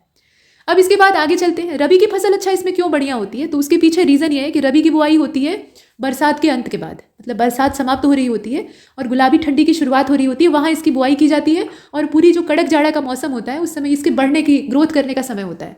जैसे इस समय आप ले लीजिए, पश्चिमी विक्षोभ की वजह से यूपी और आसपास के प्रदेशों में बरसात हो रही है, मतलब एक बड़ा बेल्ट जो है इससे प्रभावित है। तो ये पश्चिमी विक्षोभ जो है ये रबी की फसलों के लिए वरदान होता है। जो वर्षा इससे होती है वो इन्हें बढ़ाने में सहायक होती है। तो उसी तरीके से इसमें भी है, आप रबी की फसल बोएं और उससे पहले जो बरसात का पानी है उसको सोख कर ये मिट्टी अच्छी खासी तरी ग्रहण कर लेती है और उसी तरी में फसल जो है आगे पैदा हो जाती है, इसमें सिंचाई की आवश्यकता नहीं पड़ती। अब इसके बाद कृषि से संबंधित कुछ महत्वपूर्ण तथ्यों को देख लेते हैं। तो आप देखें कि बिहार की अर्थव्यवस्था कृषि पर आधारित है और सिर्फ बिहार ही क्यों, पूरे देश की है। बैकबोन तो अभी भी एग्रीकल्चर है। और बिहार में कुल क्षेत्रफल का लगभग अगर देखें, मतलब ये सेंसस और रिकॉर्ड के हिसाब से 6.6% जो क्षेत्र है वही वनों के विस्तार में आता है। मतलब 6.5 से थोड़ा ही ज़्यादा % जो वनों का है, सिर्फ उतना ही हम देखते हैं। बाकी जो है वो खेती के लायक ज़मीन है। मतलब 86% लोग खेती से जुड़े हुए हैं। इसका ये मतलब नहीं है कि हाँ जंगल उगे ही नहीं थे, जंगल तो उगे, काट कर साफ कर दिया और वहाँ पर अपना अनाज बोने के लिए जगह बना ली। बिहार में जो प्रमुख खाद्यान्न फसलें हम देखते हैं उसमें धान गेहूं तो है ही है, उसके अलावा मक्का, दालें और मुख्य नकदी फसलों में आप गन्ना, आलू, तंबाकू, तिलहन, प्याज और पटसन को देखते हैं, सुनहरा रेशा। बिहार राज्य में धान की खेती लगभग सभी जिलों में होती है। चावल यहाँ पर मुख्य फसल है, उसके अलावा मुख्य नकदी फसलों में आप गन्ना, तंबाकू, तिलहन, प्याज, मिर्च, पटसन इन सबको देखते हैं। बिहार राज्य में धान की खेती सभी जिलों में होती है। चावल यहाँ का मुख्य भोजन है, रोटी नहीं बल्कि चावल यहाँ पे ज़्यादा पसंद किया जाता है। और उत्पादन की दृष्टि से चावल के बाद गेहूं जो है वो दूसरी महत्वपूर्ण फसल है। गेहूं के उत्पादन में जहानाबाद, पटना, गया, रोहतास, कैमूर, सिवान ये सब अग्रणी जिले। मक्का बिहार की तीसरी प्रमुख फसल है और यह राज्य के 8% से अधिक भागों में बोई जाती। बेगूसराय को बिहार में मक्का का घर कहा जाता है। तो ये सब हमने देखा, और भी देखना बाकी है, जैसे कि फसल और उत्पादक क्षेत्रों को जान लीजिए, पूछा जा सकता है। चावल तो लगभग हर हिस्से में उगाया जाता है। इसमें कुछ प्रमुख जो उत्पादक क्षेत्र हैं उसमें आप देखिए मुंगेर, नालंदा, चंपारण, पूर्णिया, सिवान, गोपालगंज, समस्तीपुर, पटना, कटिहार, सहरसा, मधुबनी, ये सारे इलाके हैं जहाँ चावल बोया जाता है, मतलब धान बोया जाता है। गेहूं की जो पैदावार है विशेष रूप से मुजफ्फरपुर में होती है, वैशाली में होती है, चंपारण में भी होती है, समस्तीपुर, पटना, सहरसा, भागलपुर, मुंगेर, गया, रोहतास, नालंदा, इन सभी जगहों पे होती है। इसके बाद नंबर आता है मोटे अनाज का, जिसमें कि बाजरा और जौ है। तो बाजरे की मुख्य रूप से पैदावार होती है, यहाँ आप देख रहे हैं पटना, बक्सर, कैमूर, रोहतास, भोजपुर में भी होती है, मुंगेर और गया में भी होती है। जौ की खेती जो है वो भी सेम वही चीज़ है, बस पूर्णिया, दरभंगा इसमें अटैच हो गया है। इसके बाद मक्का को देख रहे हैं। मक्के की अच्छी खासी पैदावार आप देख रहे हैं कि मुजफ्फरपुर में होती है, चंपारण में भी होती है, सहरसा में भी होती है, सारण में भी होती है, ठीक, और दरभंगा में। अरहर दलहन में आप चना, मसूर, अरहर को देख रहे हैं। तो अरहर की जो खेती है ये सारण में होती है, मुजफ्फरपुर में होती है, दरभंगा में होती है। पहले कहा जाता था कि बड़े इलाके में ये खेती होती थी, लेकिन अभी नीलगायों के प्रकोप की वजह से ये सिकुड़ गई।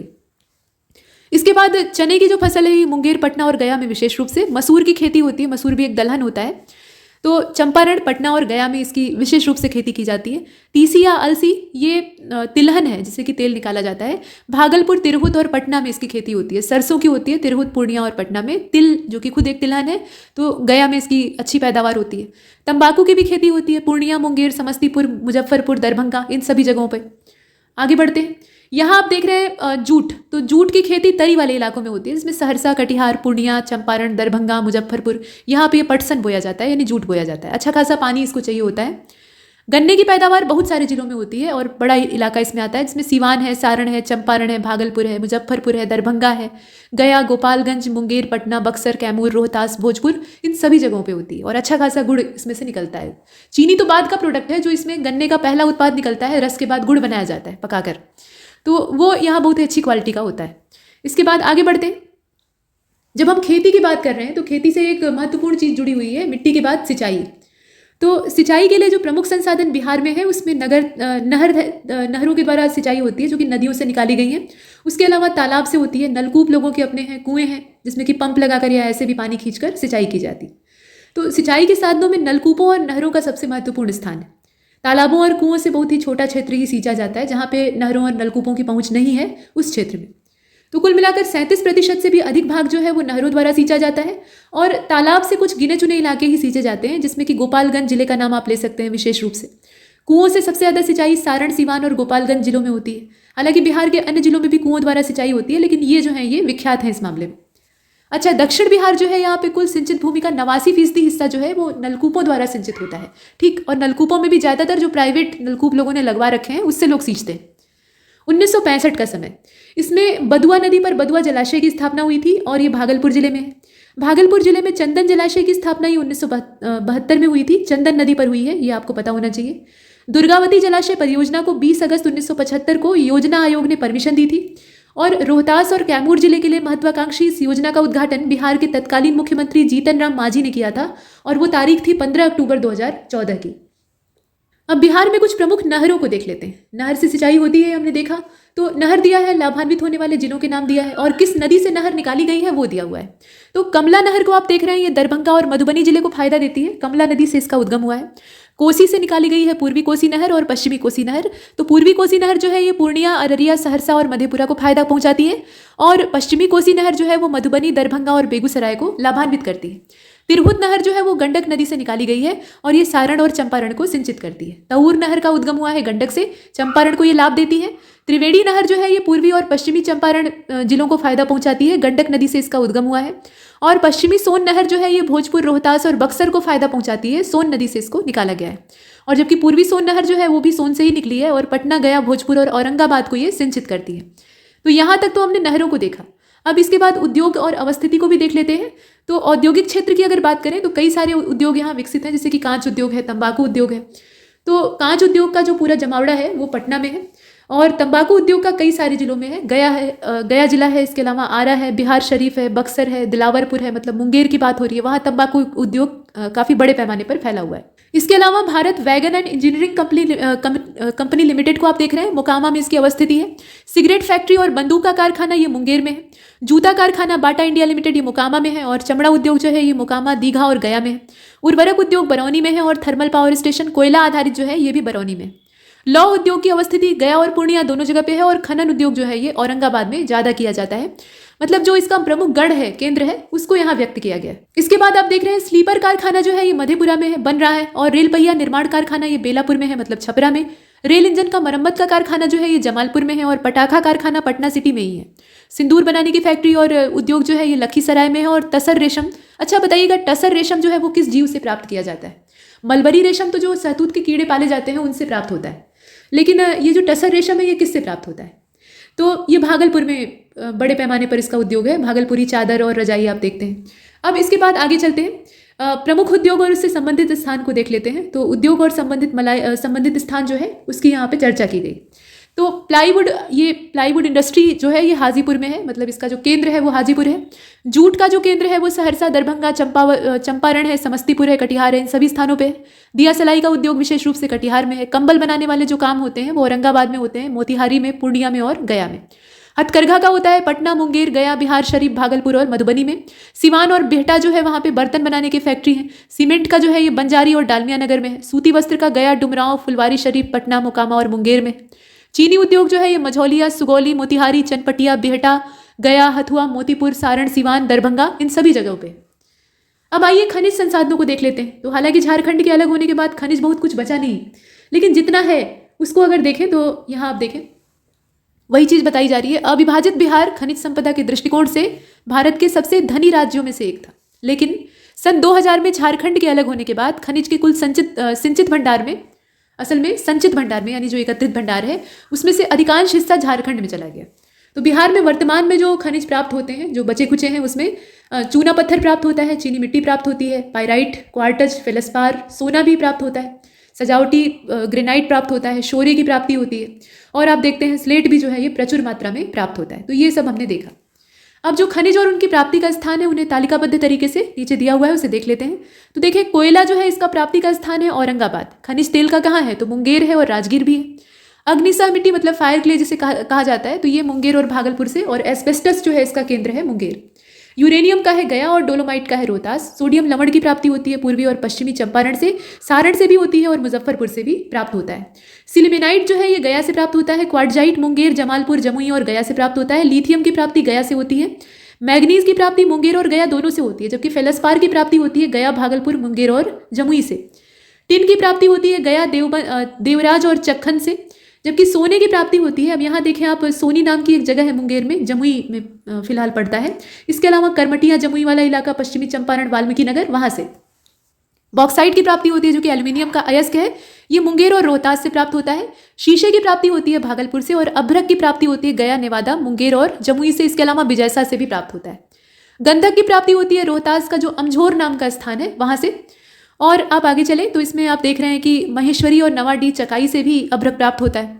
चूना पत्थर कैमूर से प्राप्त होता है और पायराइट प्राप्त होता है रोहतास से। शोरा जो कि बारूद का मुख्य फैक्टर होता था पहले के समय में, वो पूर्वी चंपारण से प्राप्त होता है, सारण से प्राप्त होता है और बेगूसराय से। अंग्रेज इसके बड़े चक्कर में रहते थे और फ्रांसीसी भी। इसके बाद आप आगे देखें और डचों का इस पर शुरुआती कब्जा था। अब यहाँ आप देख रहे हैं चूना पत्थर जो है ये कैमूर से प्राप्त होता है। सोप स्टोन, सिलिका, सैंड, चीनी मिट्टी, ये सब मुंगेर से। आइए अब देखते हैं राष्ट्रीय राजमार्गों को। तो यहाँ आप एक क्रम से देख रहे हैं। राष्ट्रीय राजमार्ग संख्या 19 GQ जो है ये उत्तर प्रदेश, मोहनिया, औरंगाबाद, डोभी और झारखंड से होकर गुजरता है। 206 किलोमीटर टोटल लंबाई। राष्ट्रीय राजमार्ग संख्या 119 ये बिहार राज्य में अकबरपुर, जदुनाथपुर को जोड़ने वाला और जदुनाथपुर के पास बिहार यूपी की सीमा पर समाप्त हो जाने वाला जो राजमार्ग है, इसके तौर पे देखा जाता है। डेहरी के पास NH-19 के पास ये अपने जंक्शन से स्टार्ट होता है। कुल मिलाकर 93 किलोमीटर ये लंबा है, ज़्यादा लंबा नहीं। और राष्ट्रीय राजमार्ग संख्या 219 को आप देख रहे हैं, ये बिहार राज्य में भभुआ, चैनपुर और चंद को जोड़ता है। उत्तर प्रदेश राज्य में चंदौली के पास ये NH-19 जो है, नेशनल हाईवे नंबर 19, उसके साथ अपने जंक्शन पर समाप्त हो जाता है। मोहनिया के पास एक नए NH नंबर 19 के साथ जंक्शन से स्टार्ट होता है। तो कुल मिलाकर इसकी जो लंबाई है वो 46.8 है किलोमीटर। राष्ट्रीय राजमार्ग संख्या 319 को आप देख रहे हैं, 125 किलोमीटर ये लंबा है, ठीक ठाक लंबाई है। मोहनिया के पास नेशनल हाईवे नंबर 19 के जंक्शन से स्टार्ट होकर दिनारा, चार पोखरी और आरा के पास ये जाकर जो नेशनल हाईवे नंबर 922 है उसके साथ ये मिलकर समाप्त होता है।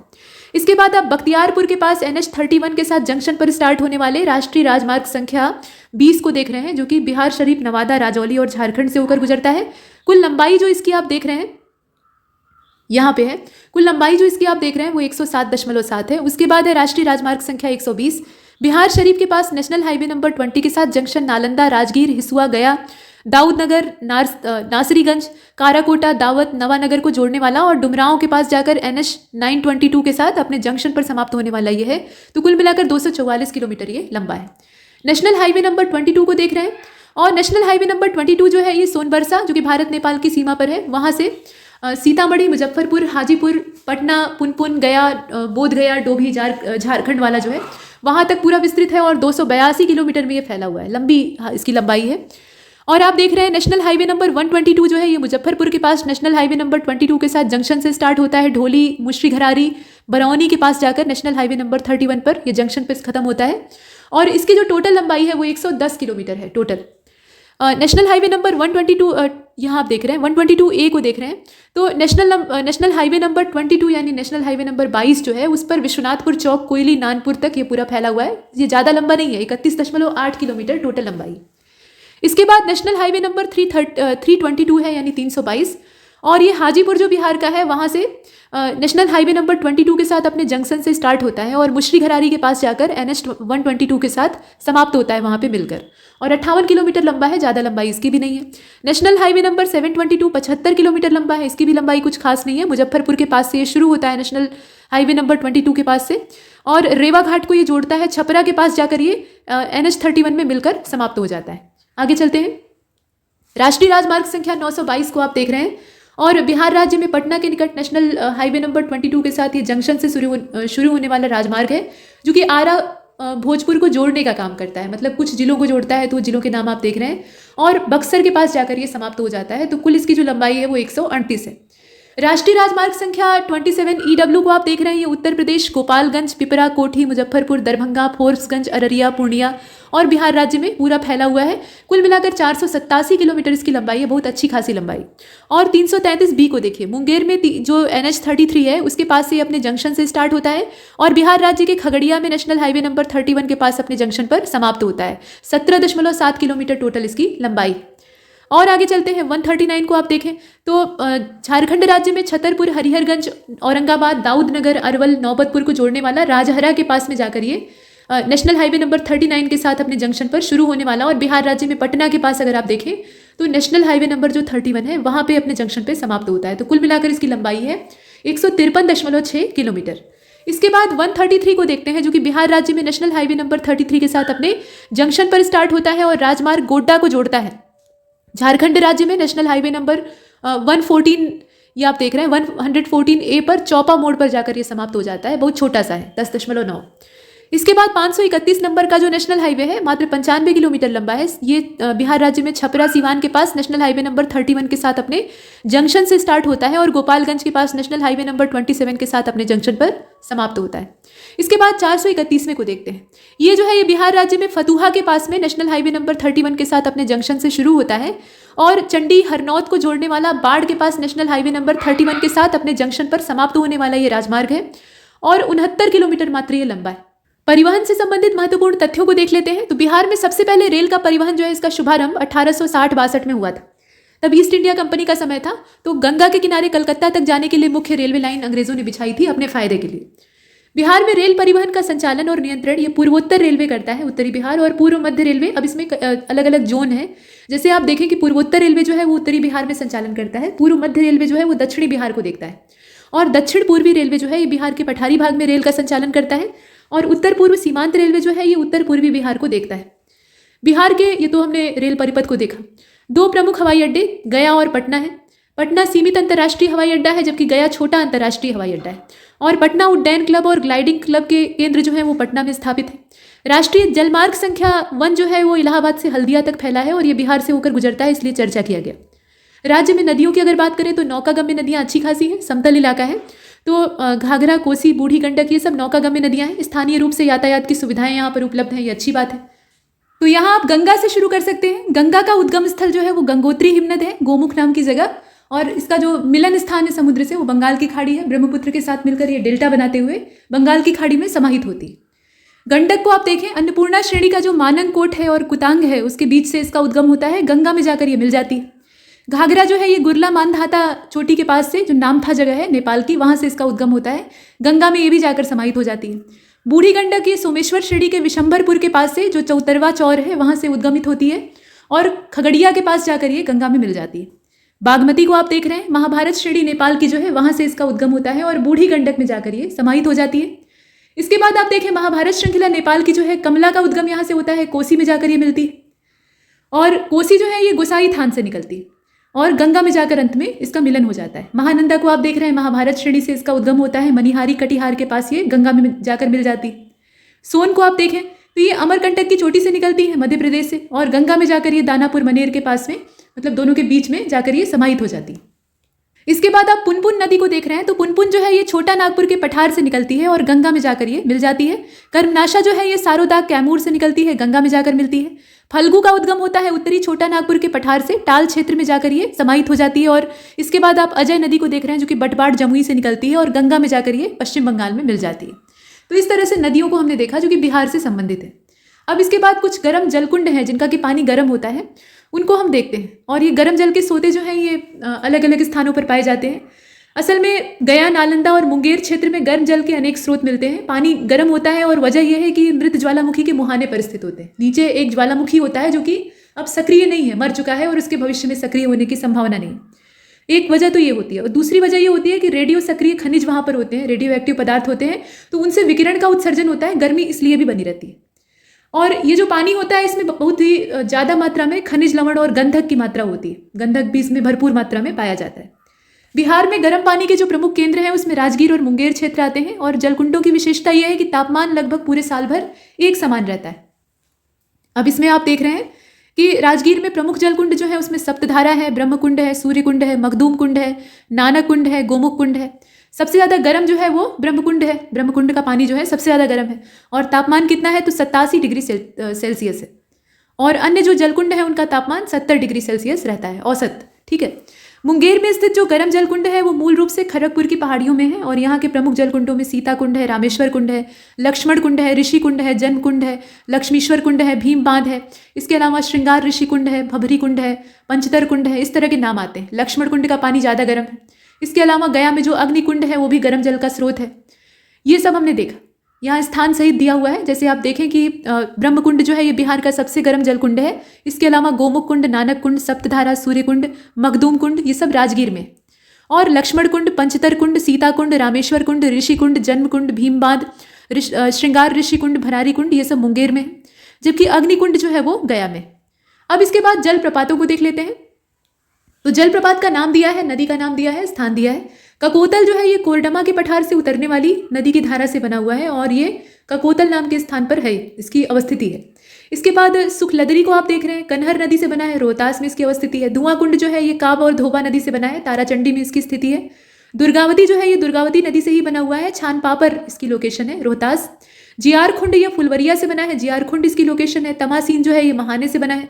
खुआरी दाह जो है ये असाने से बना है, रोहतास इसकी अवस्थिति है। गाय घाट वाला जो है ये राकिम कुंड है, रोहतास का है। और ओखारीन कुंड जो है ये गोपत वाला है और रोहतास में ये भी अवस्थित है, मतलब इसकी लोकेशन कहाँ है, रोहतास में है। सुआरा को आप देख रहे हैं, ये पूर्वी सुआरा से बना है और रोहतास इसकी अवस्थिति है। देवदारी जो है ये कर्मनाशा से बना है, कर्मनाशा का पानी गेरुआ लाल होता है, रोहतास के पठार से इसका उद्गम माना जाता है। और तिलहर कुंड को आप देख रहे हैं, ये पश्चिमी सुआरा का है, जबकि रोहतास का पठार इसकी भी अवस्थिति। तो ये हमने देखा जलप्रपातों के नाम, और इसके नीचे बिहार की झीलों पर चर्चा की गई है, तो उसको भी देख लेते हैं। तो बिहार के मैदानी भागों में अनेक प्राकृतिक झीलें पाई जाती हैं, और जो उत्तरी बिहार के मैदान है वो थोड़ा उसमें नीचा ढाल पाया जाता है, जिसकी वजह से नदी का वेग काफ़ी मंद हो जाता है। नीचे ढाल का मतलब धीमा ढाल पाया जाता है, तेज ढलान नहीं होती है, तो प्रवाह धीमा हो जाता है, और इस वजह से नदी अपने साथ जो अवसाद बहा कर ले आती है उसको ढोने में असमर्थ हो जाती है। तो नतीजा ये होता है कि विसर्पाकार प्रवाह वहाँ से बनने लगता है, मतलब सांप के रेंगने पर जैसी आकृति बनती है वैसी वहाँ पे नदियाँ अपनी आकृति बना लेती हैं। और गंगा, बूढ़ी गंडक, कोसी, महानंदा, ये सब नदियाँ जो हैं ये गोखुर झीलों का निर्माण करती हैं। अब उत्तरी बिहार के मैदान में पाई जाने वाली कुछ झीलें हैं, जैसे कि कांवर झील है, कांवर ताल आप देखते हैं। इसके अलावा कुशेश्वर थान है, और भी कई सारी हैं, जैसे कि घोघा झील है, सिमरी बख्तियारपुर है, उदयपुर झील है। जलमग्न क्षेत्र अगर झीलनुमा है तो उसको उत्तर बिहार में ताल, चौर या मन के नाम से जाना जाता है। ये आर्द्रभूमि भी कहे जाते हैं, उसमें से बहुत सारी आर्द्रभूमियाँ हैं जो कि रामसर में भी शामिल हुई हैं। जैसे कि आप कांवर लेक को देख रहे हैं, तो कांवर लेक जो है ये बेगूसराय के मझोल गांव में पाई जाती है, मतलब इसकी अवस्थिति कहाँ है, बेगूसराय का जो मझोल गांव है वहाँ पे है, और झील का क्षेत्रफल 16 वर्ग किलोमीटर है। ये एशिया की सबसे बड़ी गोखुर झील है, जिसका कि निर्माण गंडक नदी के विसर्पण से हुआ है। कुशेश्वर थान झील जो है ये दरभंगा के कुशेश्वर में पाई जाती है, और 20 वर्ग किलोमीटर का इसका विस्तार है, और इसका क्षेत्रफल घटता बढ़ता रहता है, 20 से 100 के बीच में रहता है। 1972 में इस झील को पक्षी अभ्यारण्य घोषित किया गया था। घोघा झील को देख लीजिए, मनिहारी में ये है, कटिहार जिले के, और इसका क्षेत्रफल लगभग 5 वर्ग किलोमीटर है। इस झील के आसपास कई छोटी छोटी झीलें, और झील में पानी का जो स्रोत है वो मानसूनी वर्षा के साथ साथ महानंदा नदी का भी पानी है। अब इसके बाद आप देख रहे हैं अगली वाली को, जो कि है सिमरी बख्तियारपुर, और ये सहरसा जिले का जो सिमरी बख्तियारपुर वाला क्षेत्र है वहाँ पे स्थित है। इस झील का भी निर्माण कई सारी छोटी छोटी झीलों के मिलने से हुआ है, जिसमें कि जमुनिया, सर्दिया, कुमीबी और गोबरा नाम की झीलें जो हैं वो जानी जाती हैं। यहाँ जलमग्न क्षेत्रों के नाम दिए हैं, स्थिति दी है और जिला दे रखा है। तो कांवर लेक जो है इसकी स्थिति है मझौल में, बेगूसराय में। कुशेश्वर थान झील जो है ये कुशेश्वर थान में ही है, दरभंगा में, या ये एक साथ आपको दे दिया है ताकि आप याद कर सके। घोघा चाप झील जो है ये मनिहारी में है, कटिहार में। सिमरी बख्तियारपुर, ये सिमरी बख्तियारपुर ही इसकी लोकेशन है, सहरसा इसकी अवस्थिति है। और उदयपुर झील को आप देख रहे हैं। अब इसके बाद आप देखें उदयपुर झील जो है ये उदयपुर में ही है, पश्चिमी चंपारण। भुसारा मन जो है ये भुसारा में स्थित है, इसकी स्थिति कहाँ पे है, भुसारा में है। मुजफ्फरपुर इसकी लोकेशन है। ब्रह्मपुरा मन जो है ये मुजफ्फरपुर में है, लोकेशन मुजफ्फरपुर ही है। अब इसके बाद आप देखें केसरिया चौर को, ये मोतिहारी में पड़ती है, पूर्वी चंपारण। चैता चौर जो है ये पिकरी पकरी में है, मतलब पश्चिमी चंपारण। और मानसी चौर जो है ये फुरिया खाल या फुलिया खार इसको कहा जाता है, खगड़िया में पड़ती है, खगड़िया जिला है। भरथुआ चौर को आप देखें, ये भरथुआ में अवस्थित है, मुजफ्फरपुर इसकी अवस्थिति है। इसके बाद आप भगवा चौर को देख रहे हैं जो कि बलुआ बाजार में है, सहरसा इसकी लोकेशन है। बोरा चौर जो है ये खरकता ताल में है, सहरसा इसकी अवस्थिति है। परबा मुरली चौर जो है ये कुमारगेज में है, सहरसा इसकी अवस्थिति है जिलेवार। इसके साथ साथ मुरादपुर चौर, ये मुरादपुर में है, सहरसा आप यहाँ देख रहे हैं, सहरसा इसकी भी अवस्थिति है। हरिया चौर जो है ये अकीलपुर में है, सारण इसकी अवस्थिति है। राघोपुर जो है ये झील का नाम हो गया, मांझीपुर, मैनालिया और पैतिया, अच्छा ये वैशाली में है। तो यहाँ तक हमने झीलों के नाम देखे सारणीबद्ध। अब इसके बाद जलवायु और मिट्टी को एक बार फिर से देख लेते हैं। तो उपोष्ण कटिबंधीय स्थिति है बिहार की, कटिबंध के लिहाज से, और यहाँ की जलवायु पर मानसूनी वायु का प्रभाव पड़ता है, अतः ये मानसूनी जलवायु का प्रदेश है। बिहार की जलवायु आर्द्र उपोष्ण जलवायु है, और किसी स्थान की जलवायु का सर्वाधिक प्रभाव अक्षांश, मतलब कोई भी स्थान हो, कोई भी जगह हो, चाहे वो बिहार हो या कोई भी प्रदेश, तो सबसे ज़्यादा जो प्रभाव पड़ता है वो अक्षांशीय स्थिति का पड़ता है। इसके अलावा कई और भी कारक इसमें भूमिका निभाते हैं, जैसे ऊंचाई, समुद्र तल से ऊंचाई, समुद्र से दूरी कितनी है वो भी, वायु की दिशा वहाँ पर कैसी है, जंगलों की अवस्थिति कैसी है, समुद्री जलधारा वहाँ से कैसा प्रभाव डालती है। इसके अलावा वर्षा की मात्रा कितनी है, पर्वत की दिशा कहाँ पे है, कौन सा पर्वत किस दिशा में है, हिमालय की स्थिति क्या है, ये सब बातें तय करती हैं कि उस स्थान की जलवायु कैसी होगी। अब इन कारकों के लिहाज से अगर देखा जाए तो बिहार की जलवायु को प्रभावित करने वाले जो कारक हैं उसमें अक्षांश, समुद्र तल से ऊंचाई, दूरी और वर्षा की मात्रा, ये महत्वपूर्ण है। अक्षांशीय दृष्टिकोण से बिहार कर्क रेखा के उत्तर में है। कर्क रेखा भारतवर्ष को लगभग बीच से काटती है, और बिहार इसके उत्तर में पड़ता है। अतः अगर हम देखें तो संपूर्ण बिहार, पूरा का पूरा बिहार जो है वो उपोष्ण कटिबंध में पड़ता है। बिहार के पूर्वी भाग में अररिया, किशनगंज, कटिहार, पूर्णिया, सहरसा आदि जिले जो हैं यहाँ ज़्यादा वर्षा होती है, तो ज़्यादा वर्षा होती है तो आर्द्र जलवायु पाई जाएगी, आर्द्रता ज़्यादा होगी। जबकि जो उत्तर पश्चिमी भाग है वहाँ पे गोपालगंज, सिवान, सारण जैसे जो जिले हैं वहाँ अर्धशुष्क जलवायु पाई जाती है। अब इसके बाद आप देख रहे हैं कि राज्य का जो उत्तरी भाग है वो हिमालय के पास में है, अपेक्षाकृत हिमालय से उसकी नज़दीकी है, तो हिमालय की स्थिति का उस पर प्रभाव पड़ता है। और बंगाल की खाड़ी की ओर से आने वाली जो वाष्पयुक्त हवा होती है वो हिमालय से टकराकर वहाँ भारी वर्षा करती है। वैसे भी आपने भूगोल में शुरुआती जब चीज़ें आप पढ़ते हैं तो आपको बताया जाता है कि हिमालय क्या हमारे लिए मायने रखता है। इसे प्रहरी क्यों कहा जाता है? भारत में मानसून की स्थिति को नियंत्रित करने का काम यह पर्वत करता है। अगर हिमालय न होता तो साइबेरिया से आने वाली जो ठंडी हवाएं हैं वो हमारे देश के आधे से अधिक जो भूभाग है उसको शीत मरुस्थल में बदल डालती और मानसून का पैटर्न यहाँ कभी विकसित ही नहीं हो पाता। तो हिमालय हमारे लिए बहुत बड़े बड़े काम करता है। बिहार राज्य में जो हिमालय के नज़दीकी इलाके हैं वहाँ पर ये हिमालय से टकराने वाली जो बंगाल की खाड़ी की ओर से आने वाली वाष्पयुक्त पवनें होती हैं वो तेज वर्षा वहाँ पर करती हैं और वर्षा की मात्रा जैसे जैसे हम पूरब से पश्चिम की ओर बढ़ेंगे वैसे वैसे कम होती जाती है। अब मई जून तथा अक्टूबर नवंबर में बंगाल की खाड़ी से उठने वाले चक्रवातों का भी राज्य की जलवायु पर प्रभाव पड़ता है। जाड़े के दिनों में पछुआ विक्षोभ की वजह से शीतोष्ण कटिबंधीय जो चक्रवाती वर्षा होती है उसका भी प्रभाव राज्य पर पड़ता है। ये ठंडी के मौसम वाली बरसात होती है और ये नुकसानदेह नहीं होती है, तब तक नुकसानदेह नहीं होती है जब तक कि इसमें ओले भी ना पड़ने लगे।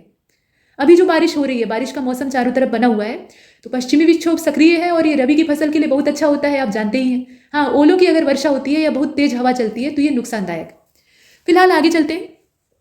आप देख रहे हैं कि बिहार एक स्थलबद्ध राज्य है, यानी चारों ओर से अन्य राज्यों की सीमाओं ने इसे घेर रखा है और इस वजह से ये पूरी जलवायु यहाँ की जो है ये महाद्वीपीय प्रभाव के अंतर्गत आती है।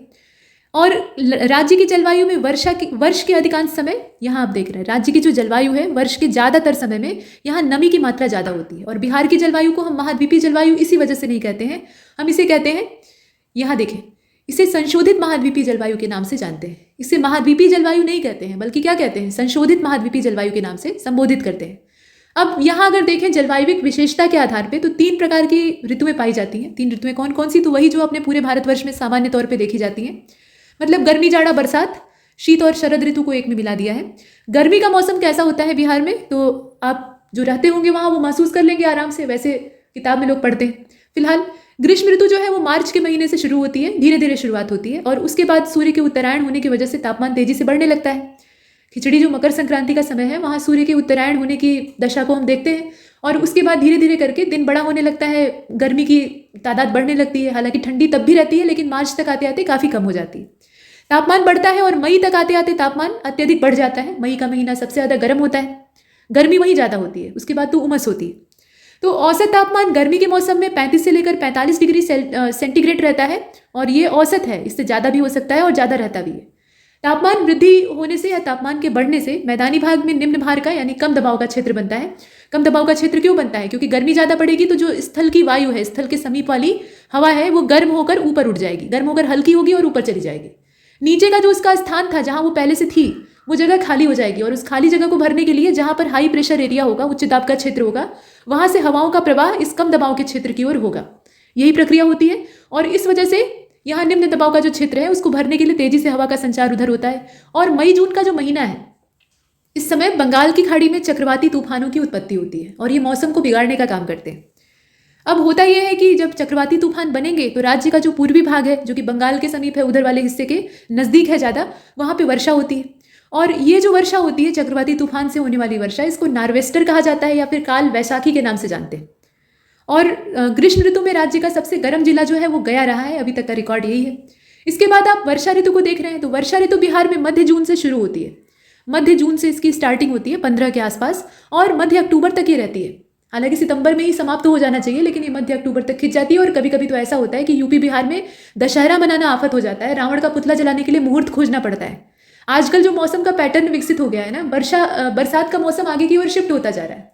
जो ऋतुएं हैं ना वो आगे की ओर शिफ्ट हो रही हैं। उसमें चाहे ठंडी का मौसम आप देख लीजिए, गर्मी का देख लीजिए, बरसात के साथ भी वही हाल है। मतलब रबी की फसल की बुआई जो है वो लेट हो जाती है और जो पहले से बोई हुई धान इत्यादि की फसलें हैं उन्हें काटने के लिए मौका ही नहीं मिल पाता है, बरसात इतनी आगे खिंच जाती है। तो इसमें आप कुल मिलाकर देख रहे हैं कि ये चलता है पूरा। और इसमें ग्रीष्म ऋतु का अंत होते होते बिहार का जो पूरा इलाका है उसमें कम दबाव का क्षेत्र बनता है। तो कम दबाव का क्षेत्र भी मौसम को बिगाड़ने के लिए उत्तरदायी होता है, ये आप जानते हैं। अच्छा, इसमें अगर आप देखें कि 15 से लेकर 20 जून का जो समय होता है, बिहार में मानसून तो आ जाता है 10 जून के पास, बादल दिखाई देने लगते हैं हल्के हल्के, लेकिन 15 से लेकर 20 जून के आसपास ये पूरे बिहार में फैल जाता है। और मानसून का आगमन सबसे पहले बिहार का जो उत्तर पूर्वी हिस्सा है वहाँ किशनगंज में होता है 10 जून को। ये सामान्य पैटर्न है। और किशनगंज बिहार का सबसे ज़्यादा आर्द्र जिला है। केवल जून से लेकर सितंबर के बीच में पटना में 105 सेंटीमीटर वर्षा होती है। जैसे जैसे मानसूनी वायु पश्चिम की ओर बढ़ती है तो वर्षा की मात्रा कम होती जाती है। वो पीछे ही हमने देखा कि पूर्व से पश्चिम की ओर जैसे जैसे हम बढ़ेंगे तो वर्षा की मात्रा कम होगी।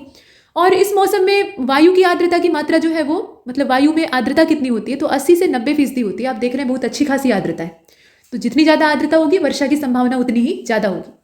अब ये जो मानसूनी वायु है इसका हिमालय पर्वतीय क्षेत्र से टकरा कर ऊपर उठने का जो तरीका होता है उसकी वजह से शिवालिक श्रेणी, तराई प्रदेश और उत्तरी मैदानों में बहुत ज़्यादा वर्षा होती है। पहाड़ से टकरा कर वो हवा खूब बरसती। और दक्षिणी बिहार के मैदान में वर्षा वहां तक आते आते, मतलब उत्तर से दक्षिण की ओर बढ़ेंगे तो वो नमी की मात्रा कम होती जाएगी, वो बरसता जाएगा बादल, तो पानी उसके पास कितना बचेगा। तो जैसे जैसे ये दक्षिण की ओर शिफ्ट होता है, बढ़ता जाता है, वैसे वैसे उसमें वर्षा की तादाद, पानी की तादाद कम होती जाती है। तो वहाँ जो दक्षिणी बिहार का मैदान है वहाँ वर्षा की मात्रा कम होती है। और मानसूनी वायु की एक शाखा जो है वो छोटा नागपुर के पठार की ओर से प्रवेश करती है। इससे क्या होता है कि जो सीमांत पठारी क्षेत्र है वहाँ बारिश हो जाती है। अब अक्टूबर का जो मध्य भाग है जहाँ से मानसून के विदा होने की बात कही जा रही है, तो बिहार से मानसून वापस लौटने लगता है और वायु विपरीत दिशा में वापस लौटने लगती है, जिसकी वजह से मानसून का वहाँ से आवर्तन होने लगता है, वो फिर से वापस लौटने लगता है। अब यहाँ से आप देखें कि मध्य अक्टूबर से ठंडी की शुरुआत हो जाती है। बरसात बीती, थोड़ा सा बीच में मौका मिला, उसके बाद हल्की हल्की सर्दी स्टार्ट हो जाती है। और अक्टूबर से लेकर नवंबर के बीच का समय जो है ये मानसून की, इसमें होता यह है कि कभी कभी मानसूनी वर्षा हमें देखने के लिए मिलती है। तो मानसून की उत्पत्ति का यहाँ पर कारण क्या होता है, जेट स्ट्रीम होती है जो कि हिमालय की दक्षिणी ठंडी वायु को ग्रहण करती है और उसके परिणाम स्वरूप पोषण प्राप्त करती है। तो शरद ऋतु में ये स्थिति होती है, लेकिन वो छोटी ही होती है। यहाँ बरसात वाली जो सिचुएशन है वो नहीं पाई जाती। तो कुल मिलाकर सारांशतः हमने देखा कि मध्य अक्टूबर तक बरसात होकर काम खत्म होता है और उसके बाद अब ठंडी का मौसम स्टार्ट होगा। तो शीत ऋतु को आप देख रहे हैं, ये नवंबर से शुरू होती है आमतौर पे, और आसमान साफ हो जाता है, नीला आसमान बिल्कुल बरसात में धुला हुआ, धूल मिट्टी से रहित, और ठंडी और मंद वायु चलती है, तेज हवा नहीं होती है। अब यहाँ पे समुद्र की ओर जो हवा का प्रवाह है वो होने लगता है। चक्रवाती, प्रति चक्रवाती स्थिति जो है, एंटी साइक्लोनिक कंडीशन है, वो पैदा होती है और ये साइक्लोन को खत्म कर देती है, चक्रवात की सारी संभावनाओं को समाप्त कर देती है। कुल मिलाकर मौसम स्थिर हो जाता है।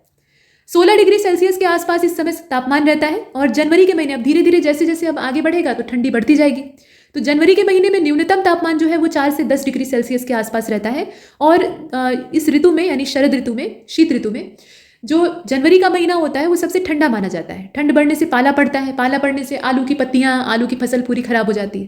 तापमान बहुत ज़्यादा कम हो जाता है तो शीतलहर चलती है, जैसे अभी कुछ दिन पहले चल रही थी। अभी फिर से एक बार मकबदरिया वाला सीजन स्टार्ट हो गया, मतलब जो पश्चिमी विक्षोभ है वो सक्रिय हो गया है। तो ये चीज़ें बनती हैं। अब थोड़ा सा बिहार की वास्तुकला को देख लेते हैं और साथ में चित्रकला को। तो पटना कलम को आप देख रहे हैं और ये एक शैली है जिसका कि विकास 8वीं शताब्दी के मध्य से लेकर 20वीं शताब्दी के आरंभ तक हुआ था।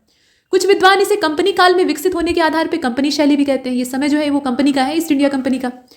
अब देखिए कि पटना कलम का जो अस्तित्व है वो 18वीं शताब्दी के उत्तरार्ध से, यानी उसका जो आखिरी समय था वहां से शुरू होकर 20वीं शताब्दी का जो पूर्वार्ध है यानी प्रारंभ है वहां तक रहा है। और इस शैली के कलाकारों के जो पूर्वज हैं उनका इतिहास अस्पष्ट है, हम बहुत कुछ क्लियर नहीं जानते हैं कि वो कहाँ से आए थे, कैसे बने। कोई प्रामाणिक अभिलेख भी नहीं है, तो प्रमाण नहीं है तो हम स्पष्ट नहीं कह सकते। पटना अजायब घर के पूर्व अध्यक्ष और कला प्रेमी, इनका नाम है PC मानुक और मिस्टर मिलर्ड आचर। ये पटना शैली की चित्रकारी के अंतिम उत्तराधिकारी जो हैं उनको प्रोफेसर ईश्वरी प्रसाद वर्मा के तौर पे मानते हैं। कुल मिलाकर ये इसमें तथ्य है ना कि कोई भी इसमें प्रामाणिक जानकारी नहीं दे पाया। तो पटना कलम के अंतर्गत होता क्या है, खनिज, रासायनिक और वानस्पतिक रंगों का इस्तेमाल होता है। खनिज से प्राप्त रंग भी यूज़ किए जाते हैं, रासायनिक कलर भी यूज़ किया जाता है, वनस्पति के जो हर्बल कलर होते हैं उनका भी इस्तेमाल किया जाता है। हाथी दांत और अबरक पर बने हुए चित्र में रंगों के पहले बकरी के दूध का लेप भी लगाया जाता है एक बैकग्राउंड बनाने के लिए। अब ये जो शैली है, मतलब पटना कलम जिसे आप देख रहे हैं, ये मुगल शाही शैली और ब्रिटिश कला के प्रभाव से काफ़ी हद तक रंगी हुई है। दोनों का असर इस पर दिखाई देता है और इसमें स्थानीय विशिष्टताएं भी साथ में मिली हुई हैं। मतलब एक नए ही प्रकार की यहाँ पर शैली का विकास हुआ है। मुगल तत्व, यूरोपीय तत्व और स्थानीय भारतीय तत्व के सम्मिश्रण की वजह से अपनी अलग विशेषता के साथ ये उभरती। अब इसमें सबसे बड़ी विशेषता है लघु चित्र। तो पटना कलम के जो चित्र हैं वो लघु चित्रों की श्रेणी में आते हैं, छोटे चित्र। इन्हें कहीं कागज पे बनाया जाता है, कहीं कहीं हाथी दांत पे बनाया जाता है। हाथी दांत का मतलब आप समझ रहे हैं कितना ज़्यादा उसको एरिया मिलेगा बनने के लिए। और शैली के जो चित्र है उनका विषय क्या होता है, तो जनसाधारण के जो सामान्य जीवन की घटनाएं होती हैं उसको चित्रांकित किया जाता है। हाँ, ये है कि मुगल चित्र जैसे कि भव्य हुआ करते थे वैसी भव्यता का इसमें अभाव है, लेकिन प्राकृतिकता है, मतलब जो प्राकृतिक व्यवहार है वो दिखता है। मुगल कला भी शुरुआत में ऐसी नहीं थी कि उसमें बहुत ज़्यादा भव्यता हो। पित्रादुरा शैली और रत्न जड़ने की जो ख्वाहिश होती है ये सब बाद में शाहजहां के समय में आती है। जहांगीर के समय तक तो कला प्रेम ही दिखाई देता था, कला की गुणवत्ता दिखी जाती थी, उसमें भव्यता नहीं होती थी, बहुत ज़्यादा भव्य नहीं होता था, सुंदर होता था। आगे चलते हैं। आप देखें कि सामान्य जनजीवन का चित्रांकन होता है। कैसा होता है? तो बिहार की जो सामान्य जनता है उसकी जीवन शैली का चित्रांकन होता है और इस शैली के चित्रों द्वारा परंपरागत भारतीय चित्र शैली को अभिव्यक्त किया जाता है। इसमें श्रमिक वर्ग जिसमें कि कुली, नौकरानी, भिश्ती, कहार, कसाई इत्यादि और आवागमन के जो साधन हैं जैसे कि जो भी बैलगाड़ी या छकड़ा है, तमाम संसाधन है, उनका चित्रण किया जाता है। इसके अलावा मदरसा, पाठशाला, दाह संस्कार, क्रियाकर्म जो है और त्यौहार इत्यादि हैं, कोई प्रसिद्ध त्यौहार है उसको मनाते हुए दिखा दिया, साधु संत हैं उनका चित्रांकन किया गया। तो ये सब आम जनजीवन से जुड़ी हुई चीज़ें। बारीकी और अलंकरण कैसा होता है? तो चित्रकारों को बारीकी और अलंकरण में काफ़ी हद तक सिद्धहस्तता हासिल थी और शैली के चित्रों में चिड़ियों का काफ़ी बारीक चित्रण किया गया है। चिड़ियों को काफ़ी बारीकी से उकेरा गया है और पक्षियों के शरीर के विज्ञान की गहन जानकारी का भी यहाँ से प्रमाण मिलता है। मतलब एटलीस्ट लोगों को मालूम था कि कौन सी चिड़िया कैसी दिखती है, तो एग्जैक्ट उसको वैसा ही उकेरा गया है। इस शैली में कहीं कहीं कलाकारों की दबी हुई कल्पनाएं भी मुखरित हो जाती हैं। मतलब कलाकार जो है अपने मन में कुछ नई कल्पना करता है, तो जो वास्तविक रूप से दिखने वाली चीज़ें हैं उनका कुछ काल्पनिक चित्र बना डालता है, तो ऐसा भी होता है। इसके अलावा आप देखें महादेव लाल के द्वारा बनाया गया रागिनी तोड़ी पर आधारित चित्र, शिवलाल के द्वारा बनाया गया मुस्लिम निकाह का चित्र, यमुना प्रसाद के द्वारा बनाया गया जो चित्र था ये बेगमों की शराबखोरी का था, वो कैसे शराब पी रही हैं। तो ये सब कल्पना आधारित है, किसी ने उन्हें जाकर नहीं देखा था या बैठाकर नहीं बनाया था। ऐसा नहीं कि निकाह सामने हो रहा है और वो बैठकर बना रहे हैं, कल्पना पर आधारित कि ऐसा होता होगा। दृश्य का उन्होंने मन में एक चित्रांकन कर लिया और उसे उकेर दिया। इसके बाद पृष्ठभूमि और लैंडस्केप का कम इस्तेमाल होता था। अब ये कैसे होता था? तो भाई इसमें देखें, इन चित्रों में मतलब इस शैली के जो चित्र होते थे पटना कलम के, इसमें पृष्ठभूमि और लैंडस्केप बहुत कम यूज हुआ है। पृष्ठभूमि और लैंडस्केप का प्रयोग ये कम क्यों हुआ? क्योंकि संसाधन ज़्यादा नहीं थे, सीमित संसाधनों में इस्तेमाल करना था। जो ही मिला, खनिज मिले तो उन्हीं से रंग बना लिया, रसायन मिला तो उसी से बना लिया, नहीं तो कुछ नहीं मिला तो जो हर्बल कलर हैं, फूल पत्ती का रंग है, वो इस्तेमाल कर लिया। तो इस तरह का जुगाड़ू चित्रकला होती थी, अच्छी होती थी लेकिन जुगाड़ से होती थी। तो उसमें आप लैंडस्केप कहाँ से लाएंगे, पृष्ठभूमि कहाँ से लाएंगे? तो ये सब महंगा इंतजाम है और इसकी पूर्ति कोई नहीं करने वाला था, ये दरबारी चित्रकार तो थे नहीं। तो ऐसे में ये कम खर्चीले संसाधनों का इस्तेमाल करते थे। और ये जो शैली है इसमें मनुष्य के जो चित्र बने हुए हैं, मतलब इंसान को उकेरा गया है, तो ऊंची नाक उसकी दिखाई गई है, मोटी मोटी भौं दिखाई गई है, गहरी आंखें हैं, पतले चेहरे हैं, घनी मूछें हैं। मतलब एक पतला चेहरा है उसमें मोटी मोटी भौं है, तो चित्र कैसा दिखेगा आप समझ सकते हैं। कुल मिलाकर बात यह है कि जीवंत चित्रांकन किया गया है, चटक चित्र है। अब हमने पीछे देखा कि मुगल शैली का और ब्रिटिश शैली का इस पर काफ़ी अच्छा खासा यानी गहरा प्रभाव है, तो फिर ये अलग कैसे है उससे? तो ये जो शैली है इसमें मुगल शैली की तरह से भव्यता नहीं है और शैली के जो चित्र हैं उनमें सजीवता और सामान्य जीवन के साथ घनिष्ठता इसकी विशेषता है। मुगल कला की भी शुरुआत वैसे ही होती है। जहांगीर कला प्रेमी था और खुद वो चित्र बनाने में निपुण था, यहाँ तक कि वो कहता था कि एक चित्र को अगर कई सारे चित्रकारों ने मिलकर बनाया है तो मैं उसमें रिकॉग्नाइज कर सकता हूँ कि कौन सा पार्ट किसने बनाया है। तो इतनी ज़्यादा उसको महारत हासिल थी और उसके समय में कला अपनी नेचुरल कंडीशन में थी, यानी प्राकृतिक होती थी। मतलब चित्र काफ़ी ओरिजिनल दिखाई देते थे, सुंदर होते थे, उनमें कौशल दिखाया जाता था और बाद में उसे अलंकृत किया जाने लगा। शाहजहाँ के समय में उनकी गुणवत्ता खत्म हो गई, बनाने की सुंदरता से ज़्यादा उसे सजाने पर ध्यान दिया जाता था। तो वो चीज़ें जो है वो इसमें नहीं है। मुगल कला की जो शुरुआती अवस्था है वो हमें इसमें दिखाई देती है, इस कलम में दिखाई देती है। और इस शैली में रंगों के उपयोग और छायांकन के तरीके में भी काफ़ी अंतर है मुगल शैली से, तो वो चीज़ आप देखकर अंदाजा लगा सकते हैं। इसके बाद आप महत्वपूर्ण कलाकारों को देख लीजिए। तो प्रारंभिक कलाकारों में दो नाम आप देखते हैं, एक तो नौहर का है और दूसरे मनोहर है। और अकबर और जहांगीर के दरबार में ये लोग चित्रकारी किया करते थे। और शैली के और भी चित्रकार हैं, कलाकार हैं, जैसे कि सेवक राम है, इनका भी नाम आता है। इनका समय 1770 से लेकर 1830 के बीच का रहा है। और समकालीन चित्रकारों में आप हुलास लाल को देखते हैं, 1785 से लेकर 1865, इनका भी नाम इंपॉर्टेंट है। प्रसिद्ध चित्रों में हिंदू त्योहारों में होली दिवाली के चित्र दिखाई देते हैं। कई चित्रकार और भी आपको मिल जाएंगे, जैसे जयराम दास हैं, शिवदयाल दास हैं, शिवलाल साहेब है, दक्षो बीबी हैं, सोना बीबी हैं, मुंशी महादेव लाल हैं, गुरसहाय लाल हैं, ये सब महत्वपूर्ण है। और इस शैली के जो अंतिम महत्वपूर्ण चित्रकार हैं वो ईश्वरी प्रसाद वर्मा थे। शुरुआत में ही हमने इनका नाम देखा है। और इस शैली के पारखी राधा मोहन बाबू को पोर्ट्रेट का सर्जना आचार्य कहा जाता है। राधा मोहन बाबू जो है, इनकी मृत्यु 1997 में हुई थी। यहाँ आप इनके समय को देख रहे हैं। पटना कलम शैली के जो संरक्षण दाता है उसमें अंग्रेज कमिश्नर है टेलर, पटना के कलेक्टर ये WC आर्चर को आप देख रहे हैं, इनकी पत्नी है मिल्ड्रेड आर्चर, इनके भी नाम को आप इसमें जोड़ सकते हैं। इन्होंने संरक्षण प्रदान किया। पटना के वकील PC मानुक और चार्ल्स D आयरली हैं, इसके अलावा राय सुल्तान बहादुर हैं, ये सब इसके संरक्षण दाता है, मतलब इस शैली को सजोने वाले लोग हैं। और इस शैली के चित्रों का संग्रह जो है ये खुदा बख्श लाइब्रेरी और पटना म्यूजियम में किया गया है। तो संरक्षण का जो स्थान है वो आप देख रहे थे। अच्छा, अब इसके बाद यहाँ चलते हैं। तो महत्वपूर्ण चित्र कौन कौन से हैं? एक तो रागिनी गांधारी का चित्र है और ये चित्र महादेव लाल के द्वारा बनवाया गया है। इसमें नायिका के विरह के अवसाद का सूक्ष्म चित्रण प्रस्तुत किया गया है, चित्र में वो दिखाई देता है। विरहिणी नायिका का वीड़ा लिए चित्र है और ये माधोलाल के द्वारा बनवाया गया, मतलब बनाया गया है। और रागिनी तोड़ी पर आधारित ये चित्र है। इसके अलावा मुस्लिम निकाह का चित्र आप देखते हैं शिवदयाल लाल के द्वारा बनवाया गया है। और बेगमों की शराबखोरी का जो चित्र है ये यमुना प्रसाद ने बनाया है। और इस शैली के जो अंतिम चित्रकार थे ईश्वरी प्रसाद, इनका कार्यक्षेत्र कलकत्ता था और इसी वजह से रविंद्रनाथ टैगोर और अवनींद्रनाथ टैगोर जैसे जो कलाकार हैं उनकी शैली पर पटना शैली का स्पष्ट प्रभाव दिखता है, वो लोग भी इनसे सीखते थे। तो ये चीज़ें हमने यहाँ पर कलेक्ट की। अगली जो शैली आप देख रहे हैं वो है मधुबनी चित्रकला। ये भी काफ़ी फेमस है और इसका इतिहास बहुत पुराना है। कर्नाट वंशीय जो विद्यापति हैं उनके समय में मिथिला की संस्कृति ये बहुत ज़्यादा विकसित हुई थी और उनके गीतों का प्रभाव यहाँ की चित्रकला पर भी दिखाई देता है। पहले यहाँ पर राम चित्रावली रची जाती थी और बाद में कृष्ण और शिव चित्रावली का सूत्रपात ये विद्यापति के समय में होता है। वर्तमान समय में अगर देखा जाए तो मिथिला की चित्रकला अनेक नई पुरानी लोक मान्यताओं और परिकल्पनाओं के आधार पर रची जा रही है। यह एक लोक कला है, इसमें कोई संदेह नहीं है और महिलाओं की इसमें बड़ी हिस्सेदारी होती है, पूर्ण भागीदारी उन्हीं की होती है। मधुबनी जिला मिथिला संस्कृति का हृदय स्थल रहा है और चित्रकला को मिथिला पेंटिंग भी कहा जाता है। ये चित्रकला मिथिला के मधुबनी, दरभंगा, सहरसा, पूर्णिया इन जिलों में लोक जीवन की कला है। मधुबनी चित्रकला के दो प्रकार, एक तो भित्ति चित्र और दूसरा अरिपन है, जिसे कि आप जानते हैं, मतलब दो प्रकारों में से बांटा जा सकता है। इसके साथ साथ आप देख रहे हैं अरिपन क्या है, ये भूमि चित्र होता है। इसमें मिथिला पेंटिंग का काफ़ी प्रचलित स्वरूप दिखाई देता है, ज़्यादातर ये प्रचलित है। जनेऊ, मुंडन, विवाह आदि जो कर्मकांडी संस्कार होते हैं उस पर अरिपन बनाया जाता है। अनिवार्य रूप से इसकी आवश्यकता महसूस की जाती है और वैदिक युग से, उत्तर वैदिक युग से ये बना रहा है, मतलब उसी वजह से उसी समय से ये बनता रहा है, ये चर्चा में रहा है। इसके साथ आप देखते हैं कि जो कर्मकांड है उसमें अरिपन की प्रधानता है। विद्यापति के समय में भी जो मिथिला की कुंवारी कन्याएं थी वो घर में तुलसी चौरा के पास प्रतिदिन अरिपन रचती थी और रचना के साथ कुछ मनौतियां भी होती थी, मतलब वो देवता से कुछ अपने परिवार के कल्याण के लिए मनौती मांगती थी। विद्यापति के समय में मुख्य रूप से अरिपन में कृष्ण लीला चित्रांकित की जाती थी और इसमें स्त्रियां चौरठ, सिंदूर, गेहूं का आटा, गेरू, रामरस इन सब का इस्तेमाल करती थी जो घरेलू उपलब्ध रंग होते थे। मिथिला की संस्कृति इससे परिलक्षित होती है और ये परंपरा महिलाओं के द्वारा पीढ़ी दर पीढ़ी आगे बढ़ाई गई।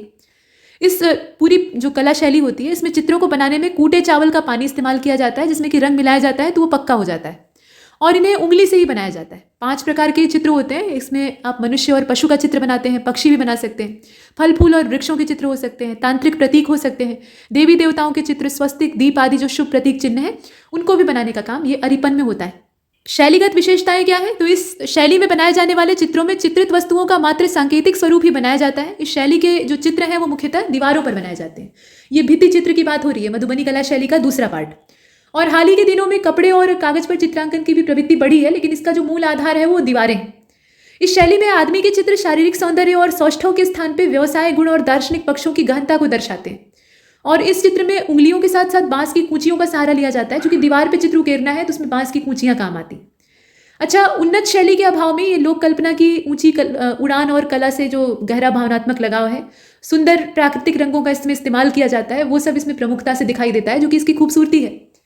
और इस चित्रकला में सबसे अच्छी बात ये होती है कि प्राकृतिक रंगों का इस्तेमाल किया जाता है, लेकिन वर्तमान समय में व्यावसायिक दृष्टिकोण से बहुत सारे जो आर्टिफिशियल कलर हैं, रासायनिक कलर हैं, उनका इस्तेमाल किया जाने लगा है। और पारंपरिक तौर से अगर देखा जाए तो वनस्पतियों से प्राप्त जो रंग है उसी का इस्तेमाल करते थे। हरा, पीला, केसरिया, नारंगी, नील से नीला रंग प्राप्त करते थे। काजल जो होता था उससे काला रंग प्राप्त करते थे। और पीला रंग धरती, उजला रंग पानी, लाल रंग आग, काला रंग वायु और नीला रंग आकाश इसके लिए प्रयुक्त होता था। मतलब जो 5 एलिमेंट्स हैं, 5 तत्व हैं, उनको अलग अलग रंगों से दर्शाया जाता था। तो ये मधुबनी कला की विशेषता है, जिसमें कि भित्ति चित्र भी बनते थे और भूमिगत चित्र भी। अब ये जो मधुबनी कला शैली है इसके प्रमुख केंद्र कौन कौन से हैं, तो मधुबनी इसका इलाका है, मधुबन इलाका है। उसके अलावा लहेरिया सराय है, भवानीपुर है, सिमरी है और रांची है आदि कई सारे स्थान हैं। सिर्फ इतना ही नहीं है, लेकिन जो प्रमुख है, प्रमुख कलाकारों में नामों की भरमार है, आप कुछ याद कर सकते हैं। इसमें पद्मश्री सिया देवी है, कौशल्या देवी है, गंगा देवी। महिलाओं का बहुत बड़ा योगदान है, तो महिलाओं के नाम आप देख रहे हैं। गंगा देवी है, महासुंदरी देवी है, जगदम्बा देवी है, भगवती देवी है, मैना देवी, लाल बाबा, शशिकला देवी, ये सारे नाम आप देख रहे हैं। और ये जो कला प्रदर्शनी है ये सिर्फ भारत नहीं, विदेशों में भी काफ़ी बड़े पैमाने पर आयोजित होती है। और शशिकला देवी के जो चित्र है उनकी प्रदर्शनी अभी हाल फिलहाल में जापान में लगवाई जा चुकी है। और मिथिला कला को अंतर्राष्ट्रीय ख्याति दिलाने में एक महत्वपूर्ण जापानी व्यक्ति जिनका नाम है हासेगावा, उनका नाम काफ़ी उल्लेखनीय है। अब जापान के तोकामांची शहर में हासेगावा के सहयोग से मिथिला संग्रहालय बनाया गया है और इस संग्रहालय में मिथिला संग्रहालय द्वारा, माफ कीजिए, यहाँ इस संग्रहालय में मिथिला कला के दुर्लभ चित्रों को संकलित किया गया है। प्रसिद्ध जर्मन शोधकर्ता थे, इनका नाम था एरिक स्मिथ। इन्होंने चित्रकला पर शोध कार्य किया है और वर्तमान समय में इस शैली की चित्रकला को व्यापारोन्मुख और रोजगारपरक बनाने का प्रयास किया गया है। बिहार सरकार के द्वारा मिथिला लोक चित्रकला के संरक्षण, संवर्धन और विकास हेतु मिथिला चित्रकला संस्थान सौराठ मधुबनी की स्थापना की गई है। तो ये सारे काम आप देख रहे हैं एक एक करके। अब यहाँ पर जाकर ये पूरा बिहार जीके जो है ये समाप्त होता है। परीक्षा उपयोगी जितने भी तथ्य थे उसे हमने शामिल करने का प्रयास किया है। आपकी आने वाली परीक्षा जो कि बहुत नज़दीक है उसमें आपको नए सिरे से सिखाना ये हमारा उद्देश्य नहीं था। जितनी भी चीज़ें आपने पीछे 1 साल में पढ़ रखी है, अपनी पूरी तैयारी में पढ़ी हैं, उसको आप एक बार में दोहरा लें, कम समय में दोहरा लें। उसके उद्देश्य से ये पापा वीडियो दिया जा रहा था जिसे कि आप देख रहे हैं। तो उम्मीद है कि आप इसका भरपूर लाभ उठाएंगे और इसे रिवीजन करके आप कम से कम जो बिहार जीके के क्वेश्चन है उसमें गलतियाँ नहीं करेंगे। और साथ में अभ्यास आवश्यक होता है, तो जो साथ में टेस्ट सीरीज़ के वीडियो दिए जा रहे हैं फुल लेंथ और सेक्शनल, उसको भी हल करते रहिए। उससे आप अपनी तैयारी को परख सकते हैं, उससे अपनी कमियों को जान सकते हैं। वो ऐन वक्त पे आवश्यक होता है। तो इस पूरे लेक्चर में इतना ही। आपकी आगामी परीक्षा के लिए आपको बहुत सारी शुभकामनाएं और तब तक के लिए नमस्कार।